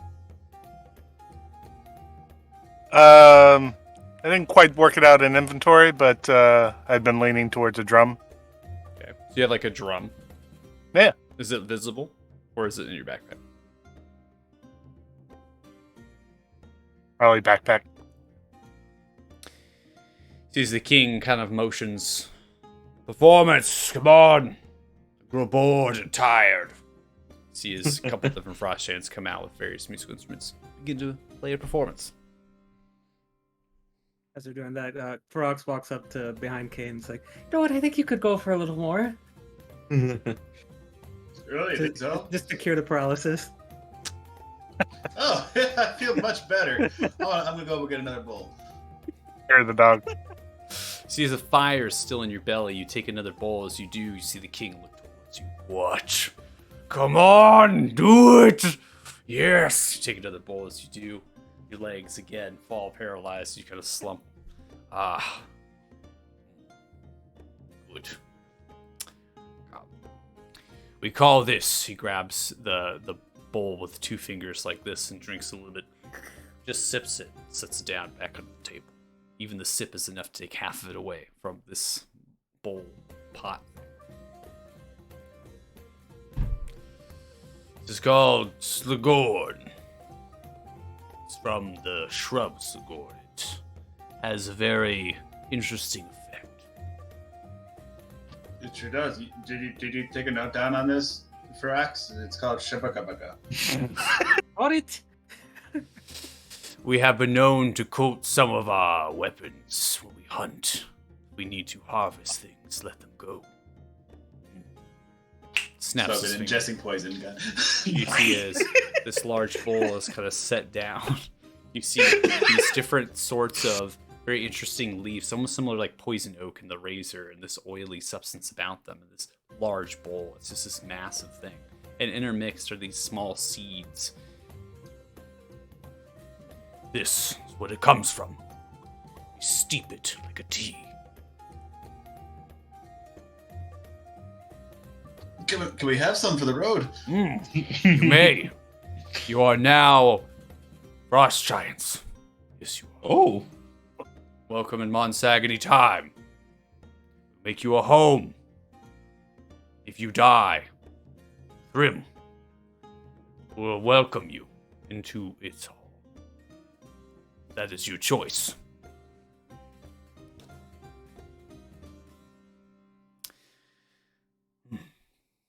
You I'm still holding Kane up. I'm gonna go like put him in a chair or something. as you're dining and kind of having fun. I do want to also state that a table has been set out for you. So there is a small table and a small set of chairs. that was Intentionally like last time we made. were here, right? The last time as well. Yeah, This is a very yeah. similar setup as last time, as they kind of set it up for you. Similar to like a kid with like a little doll set, you know, one of those little kind of things that are kind of grabbing the chairs and setting it up. But they knew that this was going to happen eventually, so they kind of made these things again for them. We're It's heroes. tiny, it doesn't take very long. It's crude. I mean, it's just kind of this large slab of wood. It's been put up with a couple legs, so it's not anything too extravagant. Now, as the party kind of goes on, you notice as the head is many different frost giants are now pulling it onto the rafters as it does lift up and lift up and lift up. And many of the frost giants begin to cheer and embrace and enjoy. And through the cheering and whatnot, far, about 200 and so feet to the west, a small scuffle happens and fists are being thrown. The king looks towards it. As he does, he looks back at those kind of holding the head. They tie it off and they kind of run off towards the scuffling and the fight. Some people just don't know when to cut loose. You're telling me. So tell me a tale. I'm bored. This performance is boring too. Horrible musicians. Tell me a tale. Something exciting.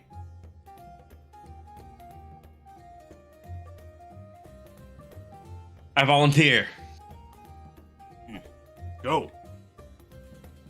I'm gonna pull out my gemstone. Do you know how I got this stone? You won it off a dead body. Victor. No. Slayed 100 foes. No? No. 7 drinks in a tavern, far from here, different continent. Before I came back here. You should have told me Everyone- this before. If you'd have told I me should before have. that you already won a drinking competition, maybe I would have done it before, but we keep going. Finessed you. Hustled me. I did. We fought. Everyone wanted a piece of me. Until one man approached me with this one piece. One that you contributed to. I felt it. Multiple drinks in, feeling brave. I beat this man down senseless. Unconscious. Felt powerful, strong, like this was my destiny. Sure enough, I take my prize, and what do I see? A glowing white gemstone. And what do I do after? I slay a dragon? with the help of my party, and I gestured to all of you, raise my drink. Skull! Skull! Yeah, the mead fills it once more. Yep, all of you. Good tale. Here. Seems fate, destiny. Mm-hmm. Anyone else? I gestured to my party. Silent. All of you See, after slaying a Kane is passed dragon. out. Go to Kalan. Hey, girl, you want to see my dragon egg?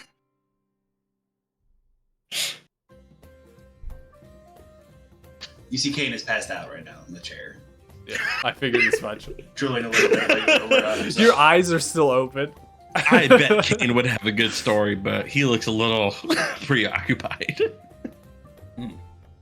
I like him. You should stay here. I would love to drink with him every day.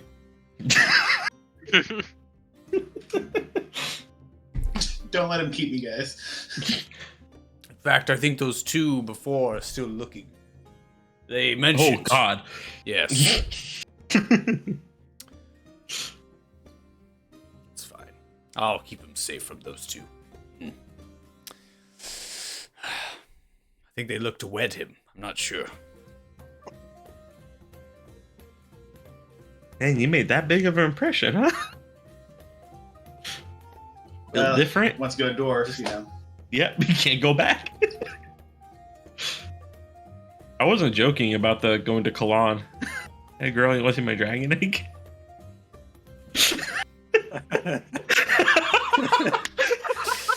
She's Can I have also help? half paralyzed right now. She's drank Oh. this too quite a lot. She's like kind of sitting slouched to the chair. So like Well, kind of drools coming off the side. just uh-oh. Not particularly.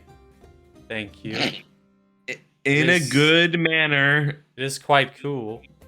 in a in a good manner, I take her to bed, but not in a weird way, like in a Whoa. respectful way. In a respectful Lay way. her down, put some blankets on her. Yeah, in a respectful All way, right. Okay. not in a weird way. So as the king kind of And I grab Timothy. as the what? Dude, he's still going on my shoulder. What do you do? Timothy doesn't want this drink. Hey, I don't want it. Please don't. I'm not the big. I just want to Okay, eat. maybe I'll drink I some am. mead, and I want to go to sleep. And in the morning, I want to wake up to my wife's embrace, the soft, subtle kiss of the lips. I just cuddle please. him to bed. No. I caress his cheeks. Tyler's like, you don't need your wife. You have me now. Tonight, forget about your wife. Keeping Timothy. Oh my god, no. All right. I think we went a little too far there. We'll backtrack just a second. All right. So, any more tales that you would like to share with the king? Anybody? I'll tell him my life story. There you go. All right. Stretching my bard, not my natural inclination. Mm. But I will pull out my ransom note for my family and show it to him and say I seek great riches with my friends here, so I can ransom my family from the. Well, I'm not even sure who took them, but that's what I'm doing. Mm. Sad story. Mm. Well, I hope you kill whatever took your family. I'm gonna kill the shit out of him. Mm. Yes. And I'm sure the loot and the prize from Ethrin's lair, yes? This ransom note? I was very happy to Mm. find that. Yes, that helps. Well, I'm not sure how much it helps. There's not a number on this sheet, but I am much richer today than I was 2 days ago. You come with gold in your hand and steel in your heart, and you slay them. Yes. Nice. Mm. I would ask for help, but I don't even know. I have enough information. I guess I'm seeking knowledge of the Fae. Are you familiar with any? Do you know Fae. anyone? The Fae. I'm not knowledgeable in the Fae. But there are those that come back from summer raids as they traverse into jungles, forests. Speak of these creatures, these things, and off continents and places. Such here as this reaches out. I do believe on this continent in particular, there is a place they call the Marshes of Unveiling. Shrouded in mystery and darkness. I have been here quite some time. Our history of our ancestors speak. Didn't used to be so. Something different. They speak. Trade. Long ago. No more. No more. What happened? Not sure. They just stopped coming into the valley. This Do was you think they're still there? a long time ago. Could be. Who knows? I'd heard of the Marshes from some sailors. So, yeah, sounds like one of the stronger Fae connections in this land. Darkness and shadows stir, as far as I know. Well, thank you for the info. That's You're welcome. helps me.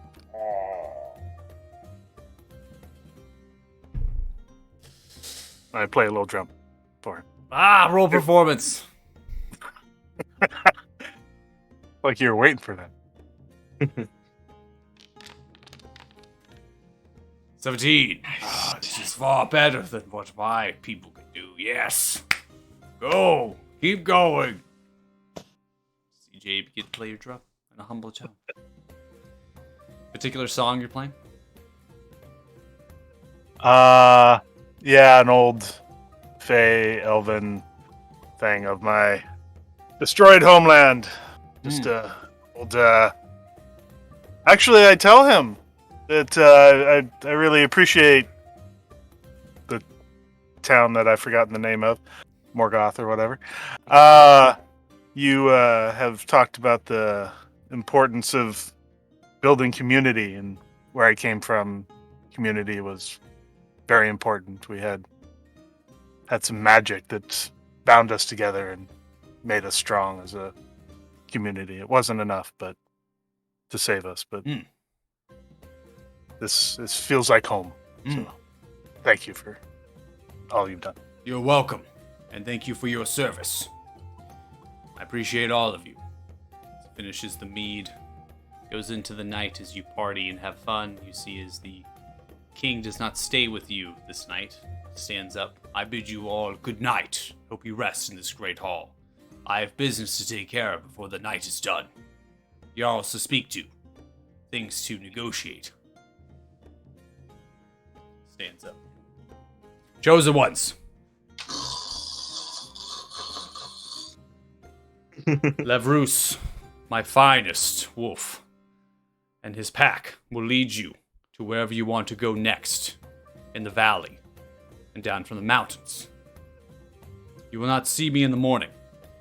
I must make my way across the mountains to the shores of the sea where our longships are stored as we get ready for summer raids. It is a process that takes months of planning and preparation.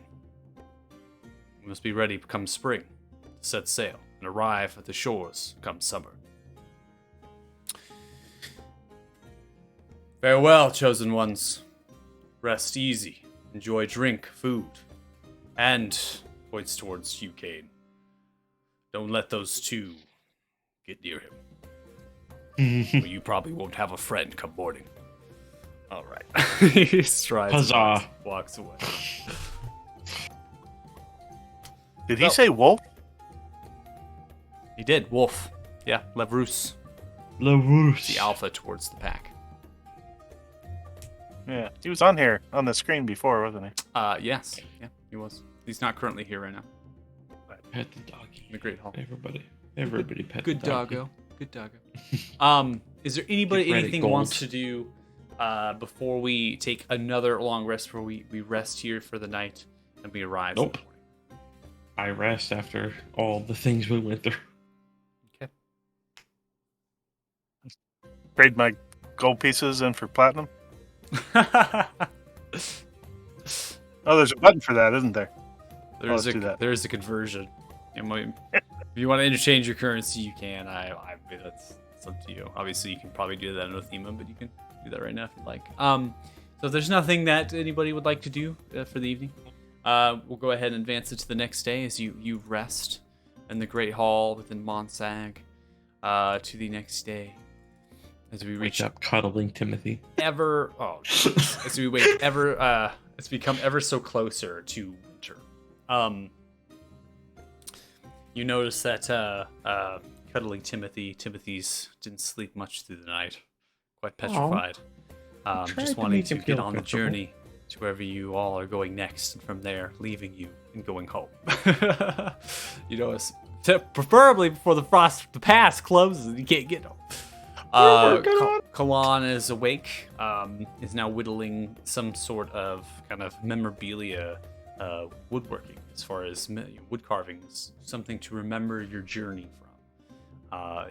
Seems to be some token of one of the actual heads of the dragon, either in there that's there, kind of dangling above, so the head of the dragon. So, kind of, this is what you're coming into. Kane, you are groggy. You are like half awake at this point. The drug is still kind of like wearing off, but you can walk. This fire in your belly is still there though, so whatever effect that had is still there, and so you're kind of coming to. For the rest of the party, the breakfast is kind of like served and laid out for all of you as you awake. Again, pillows and blankets and kind of these hide things were laid for you, so you could just sleep on the ground here. About the sides of the table. It's very communal living in a sense, and a lot of these other giants stayed here as well overnight. With that, I'll go ahead and say if anything wants to do in the morning before we head out. So No? that particular alcohol, would we say like maybe I could get like a flask? Sure, if you'd like one. What's it called? It's referred to as Silborg. So I'll go ahead and I'll create the item for it. I don't think I have a flask version of it, so Give me a cake. no problem. Yeah, I'll go up to CJ and Aiko will pull out some money and say, should we ever get separated, I intended on giving a good portion of my gold to you anyways. So maybe you should hold on to it just in case. And I give 10,000 gold to CJ. You know I'm not here for the gold anyways. Well, I'll keep it safe. Get back anytime you need it. And he nods. That's all I wanted to do. Okay. Asking the party, do we need to... There's no real point in replacing the wagons, right? They were destroyed. No, we don't have the cargo, so we just have the one wagon and our 2 allies and whatever horses we have left. Not much. Are we headed forward, or we're not going back? Nope. To Othema. Ferox, that flask has been provided so you get to see the name of what it's called. That's the plant name. That's what they refer to it. I'm gonna go ahead and activate the world map for you all. And pause the music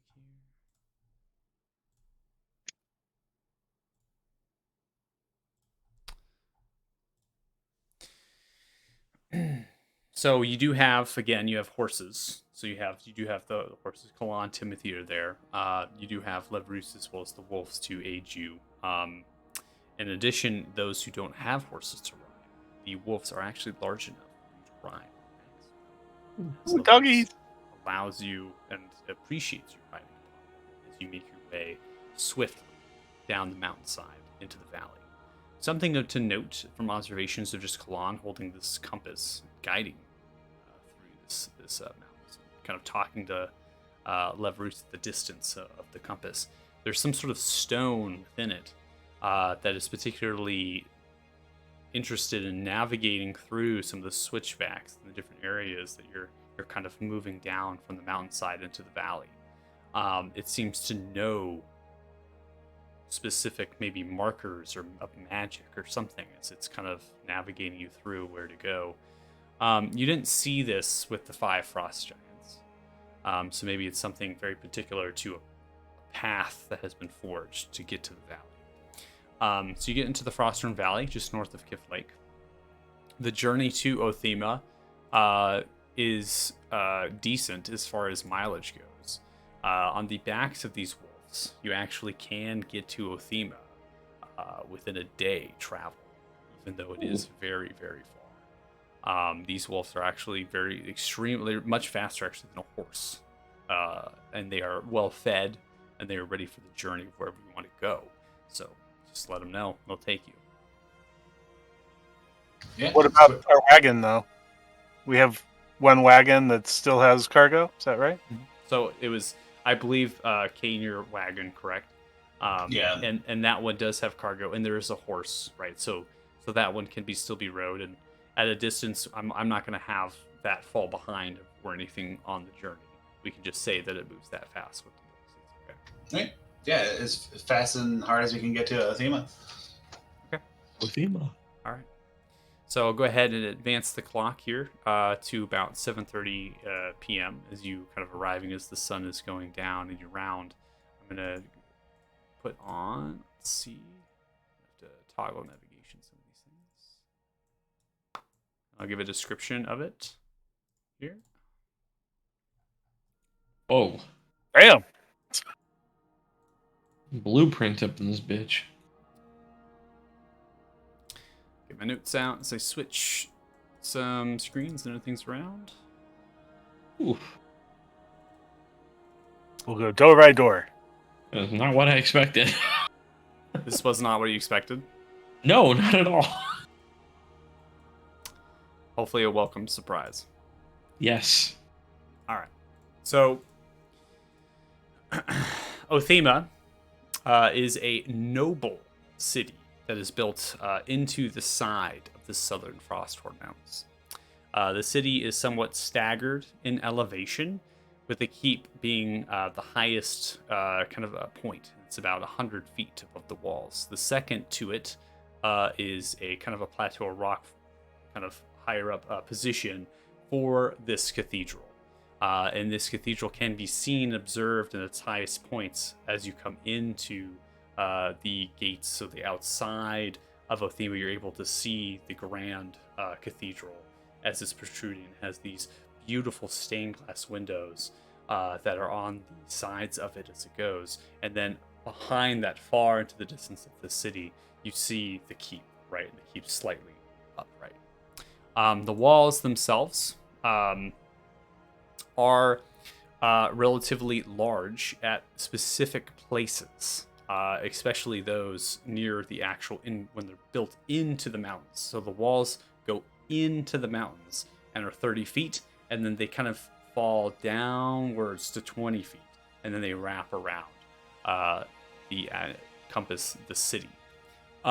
There are towers, but towers are strategically positioned strategically positioned at the forefront of the city. So where you all are coming in at the east, right? So the towers are kind of fronting that area, and it doesn't seem that the towers themselves they're armed with ballista, right? So they do have some heavy types of weapons to them, but just scanning the walls, it doesn't seem to be that many guard or soldiers upon the walls. There are braziers that are lit even during the day to provide warmth to the people that are walking upon the actual walls. And the width of the walls are right around 8 to 9 feet. So they're not 10s. So they're slightly narrower for a city of this size. So Othema was founded. This is kind of knowledge that I'll provide. So Othema was founded by descendants of the first people that resided within the Olara region after finding the Sun Tree, a holy tree believed to be planted by Pelor when adventuring north into the Frosthorn. Now, as worshippers of Pelor, as these first people were, they believed it their duty to build a temple of worship for others to make pilgrimage to the holy site. They built the temple around the Sun Tree to protect it. Over time, a town was built, fit with a tavern and market. The Sular kingdom that controlled the Frosthorn and the split Olar region saw opportunity in constructing both a city for those to live around the Sun Tree and protection against vile creatures that lurk in the Frosthorn. Contentions were high with the dwarven clans in Ismar, so the Sular kingdom conscripted dwarf masons as a peace offering to build the Othema Keep and walls that surround the city. In exchange, they were given exclusive trade rights with the city and Sular kingdom. After the Sular kingdom fell to the Talthars, Othema began to be occupied by paladins, moving from Baldur to the Holy City. Over time, properties were purchased and large estates were constructed, creating segregation between rich and common folk. So that is a little bit of the background there.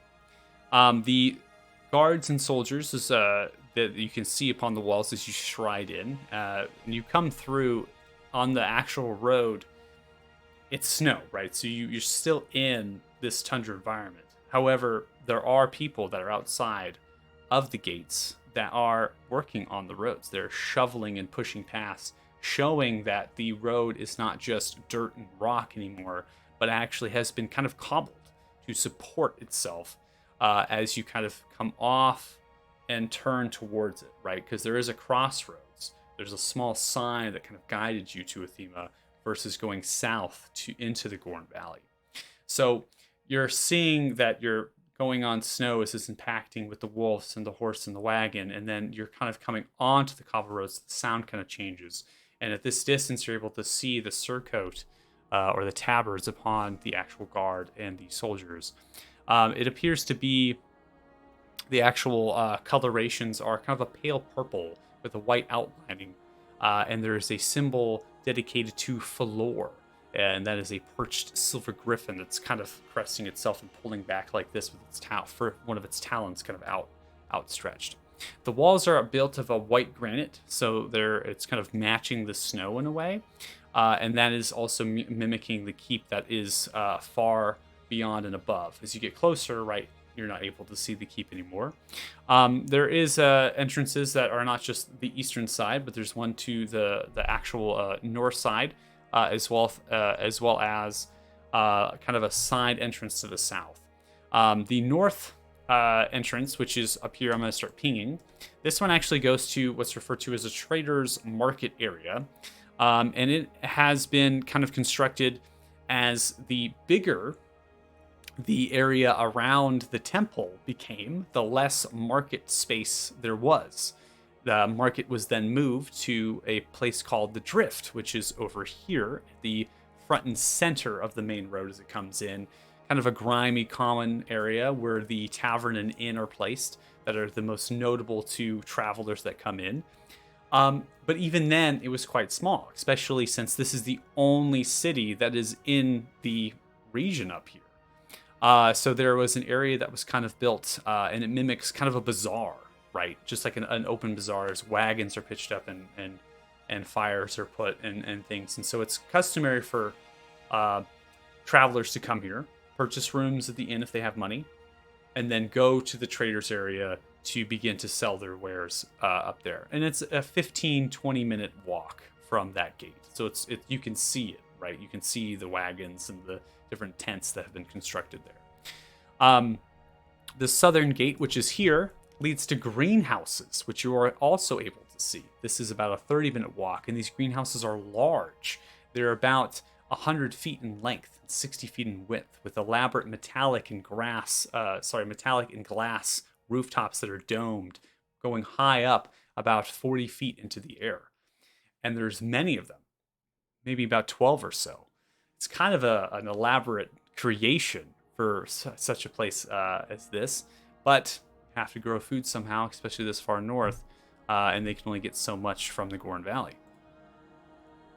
Gives you a little bit to go off of. I won't get too much into some of the rest of the description. As you make your way we'll go into more as we kind of go into the city. So you approach the gate. Now the gates are actually shut. There's a metal iron bar and then a double door behind it. So there is a space between them. And then you do see some sort of kind of a tower that's been built rather rectangular, an open groove like a long arrow slit, and then 2 doors on either side of the walls up above. You imagine that the winch or some sort of mechanism to lift the iron barred gate is inside, and guard or soldiers behind the double doors would open them for your entry. So it's rather strange that this is shut. As you approach, there's one particular soldier, which is a human with blonde hair, kind of slightly long, waving down, fitting into half plate, having a crossbow on the back, and this surcoat, looks towards you as you stride. Halt! Yells out. The wolves stop. You see Lavrus kind of look. But I believe this is as far as I go. Thank you for taking us. You're welcome. Wolf talking? It is. It's the wolf talking. Like, who is that? Yeah, CJ wasn't here for the talking wolves. I'm caught up. Caught up. So it is the wolf talking, as the wolf is talking, obviously, is talking in common, and rather very elegant and fluent in speech. It's very intelligent. I dismount. Okay. Rub its ears. Thank you. As you begin to dismount and pet ears and whatnot, you see that they kind of move off slightly, and as before they all leave, they do a bow in unison, all together. It's one. Pulling their heads up. I look to the rest of my party and try to like encourage a bow and unison back, but we're not coordinated in any way, and all of us at different times. I'm assuming. I just nod. Probably. Yep, I just salute. I curtsy. Farewell, chosen ones.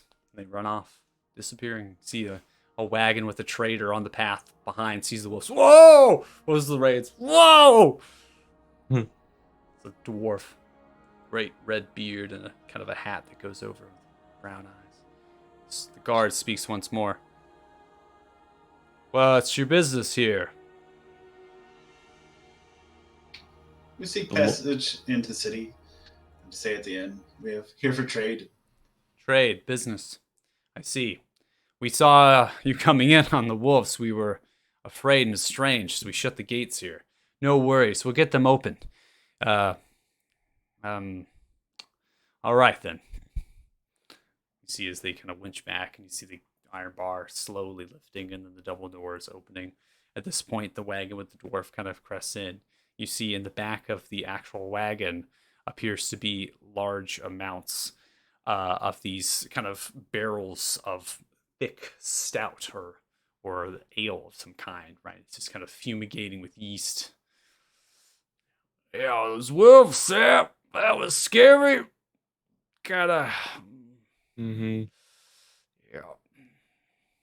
My old Bessie here. She's got quite frightened with those horses. That's fine. Well, the door's fully open. Oh, go on. I'll follow you in. We go in. All right. Yeah. I look for a guard. You look for a guard. Yes. Okay. So you see one as you pass by that opened either on the right or left side. One of which is a dwarf on the left, and the other one is a half-elf on the right. They are wearing full plate and wielding these weapons that are quite interesting to note. They do resemble as far as like a halberd or something, but it's between a glaive and a halberd. It's just a pole arm, I would state. So you have a choice between which one you would like to talk to. It really doesn't matter. I look for the Lord Thalon Falor. Is what I said. Oh, really? That's what I said. You look for the Lord Thalon Falor. Well, you look. Are you serious? We never know. I just stare at him. Is he being serious? He whispers to all of you. We do wish to call upon the Lord. We do have business with them, but how we would make in contact with them, probably not tonight, probably late in the evening, but we could get information on how to do that. Well, head over to Fort Frostbeard. Person you want to speak to is Wrangler Uku, commander. Probably be able to get you in touch with Lord Thalon, or at least a meeting with him. Anyways, All right. Well, Good. is the morning the best time for that? Or... Wrangler Uku is quite busy. Morning would be best. Thank I you. go now. Kyler, why don't we get a room for the night and go and fresh? We've been hard on the road all day. It has been a long travel. Where's the nearest inn? All right. So you head in. I'm gonna give you a description of the inside, the kind of interior, right? So there's interior walls. These interior walls are about 15 feet tall, so they're slightly shorter. They have also limited towers, and they also do not have iron barred gates, just double wooden doors that close and can be barred on the outside. The cobbled roads are usually covered with snow and ice in the mornings, right? So causing a little bit of treacherous things with the wagons and carts moving about and people. And there is a large kind of servants or people that are hired by Lord Thalon Falor, and as well as some of the Commoners Guild, which is a institute that's been put in place for property management as well as work for employing about the city, jobs in the city. And they help shovel and kind of push things around, make sure that the sidewalks, the streets are cleared for those to be able to move them out. Now,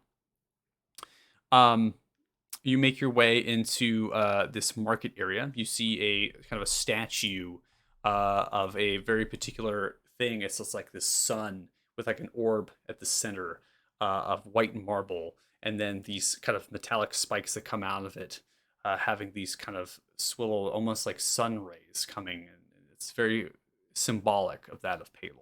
This is a very common symbol, and it's kind of overhead of this dirt with some shrubs and thickets and things to give it some sort of decoration without being too elaborate. Different traders and merchants that are here have set up stalls, and they are stalls that are kind of permanent. So if you imagine maybe food carts and things that they're right, they live in the city, they come here and they make food, and they're willing to stand outside to do it. I'm going to go ahead and activate because we are at time here, so I'm going to go ahead and activate this particular map and put you on it so you can see where you're all going if you're trying to find a tavern and an inn.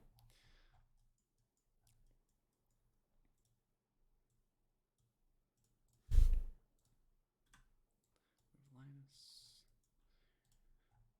have Timothy and activate. Amen, Timothy. All right. So this is the street that you're coming down. So you get to see the kind of slightly cobbled road. Again, it's like kind of rock that's been placed in dirt and things that have kind of overtaken it. But the sidewalks are bricked as well, so you can see that. To your left, as you kind of come down the road, people pass by you in wagons and whatnot. In a very busy city at 7:30, that you smell meat and smoke billowing from the structure to your right. This has a kind of a sign outside of it that's hanging outwards, and the sign is like kind of a mountain kind of scape with like ale that's pouring from it and showering down. Another sign to your left is kind of like a cloud there with like a door that's slightly ajar and a hand like this coming out of it, signifying that the structure to your left is the Stormy Inn and the structure to your right is the Mountainside Tavern. The tavern has the smoke and the meats and the cheering and the sounds of music being played as it is getting to that point in the night that people are kind of funneling. People are walking into the doors and whatnot. The inn itself is quite quiet. You see some candlelights that have been lit from some of the windows that face out to the street, some shadows kind of moving, but there doesn't seem to be quite frequent of travelers that are coming kind of to and from there. One thing also to state, that is something to state, is that the stables that are here, if you were to leave your horses and your wagon somewhere, there is an official stables. So if you want to do that, before you come here, you can. We can just go ahead and Well, say that you yeah. can do that, so you have them someplace. However, if you do stay at the inn, you are kind of allowed almost like a parking spot, right? So there is kind of a place to winch your horse and whatnot. And this area here is actually covered. So there is a kind of a rooftop where it's slightly covered with an overhang. So you have kind of choices here if you would like. Okay. Gives you an idea. So we can go right now. It's 11:05. Might be a good time to stop before we do some introductions to like NPCs and descriptions of these places inside. We'll go ahead and close out the stream. But before we do that, we'll do experience and then questions. If anybody has any about the city, anything like that. Obviously, I talked a lot. Sorry. Go on the monologue there, huh? Well, but just describing the Oh, city. yeah, I was supposed I to know, say, yeah. No questions for me Okay. right now. Okay. No, yeah, that's the reason why I brought up the Lord Fallon floors. I thought we were gonna end it right there, and then kept going. So I was like, "Oh shit, I shouldn't have said anything." I wanted you to get to like a visual of what Yeah. the city kind of looks like, because it helps too. Because you're hearing what I'm saying, but sometimes being placed in like a map gives you kind of an idea of like what the streets Yeah. look like and things too. So, Yeah. I'm also going to configure the city map here to make it visible at all times. So you should be able to go into the city map if you need to, whenever you'd like. Oh, there it I'll is, keep this- Sathema. Yeah, So I'll allow you to. it's a And really detailed map, and I feel like we won't even just touch the surface of it. Door by door, I'm telling you. Yeah, we're just gonna, door by door. every single door. We're just gonna check it out. Like I said, it's a lot more detailed than I thought it would be.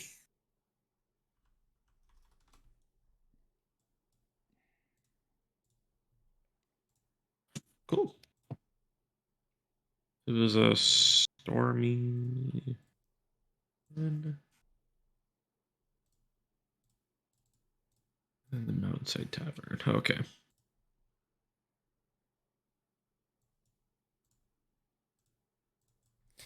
All right, so I calculated for roleplay experience as well, going back to Monsag and as well as with Steve, the first giant, and then we went through quite a bit of combat there with some of the creatures. Yeah, 3,800 experience each for RP, roleplay, and combat. I should have said. I was going off. I was going to state more to that sentence there, and I cut it off on the chat. It's getting late. That should put you, I believe, Mm-hmm. to the next level.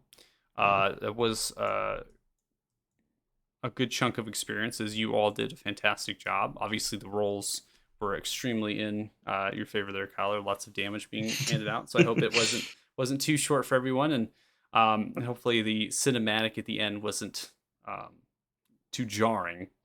Maybe provided a little bit of information as well as context. I don't know. It's good. That's No, cool. it's very good. Yeah. My experience points should have diverged at this point. No. Is that right?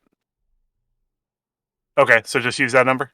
So it I used to be at 17,070, I think, is the right number for everybody. I'm fine with it. Just wanted to confirm last session. no, it's in chat 17. 1770. I don't do Yeah. I don't do any sort of separation experience at this particular stage. If we do have, adding players and dropping players when we get like to, higher levels, like plus 10, right? For over 10, then I start thinking about bringing characters in at different levels, and then as well as player character deaths if we do get to like higher up level. But for now, we all share the same experience regardless of not being able to attend the session and things, for sure. Yeah, no problem. I don't really have any questions about the town. We have decisions. I would probably by temperament get a room before going and drinking, but yeah, lots to think about. Cool to see some fingers of death and meteors. Some Yeah, high-level that was casters kind of there. the questions and stuff, because like in that sequence, part of it is to show instead of, I guess I'm telling you, but like showing you through what is happening and all of you flying on the owls are landing right and just staring at this massive battle between two just insane magic users, right? Just destroying the lair and things are happening and erupting. To give you a little bit of context into some of the figures or things at play. And so if there's any questions on that, visuals of what they looked like, or maybe the magic that they were using. In addition, I think that you all, right, Magello, right? So you basically said this is the old wizard. There was limited information that was provided, and I do want to emphasize that the kind of the vibe that you were getting from this old person, this old wizard, was that he wanted to tell you all. There was information that he wanted to share, and he probably would have if he stayed longer, but he couldn't. There's some reasoning behind it. You felt this reluctance, and they had to go.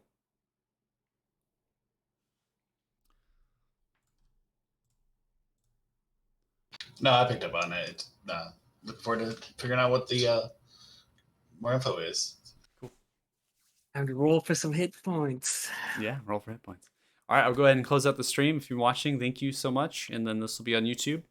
And we'll be back next week. All right. Bye. Thanks, man. Right.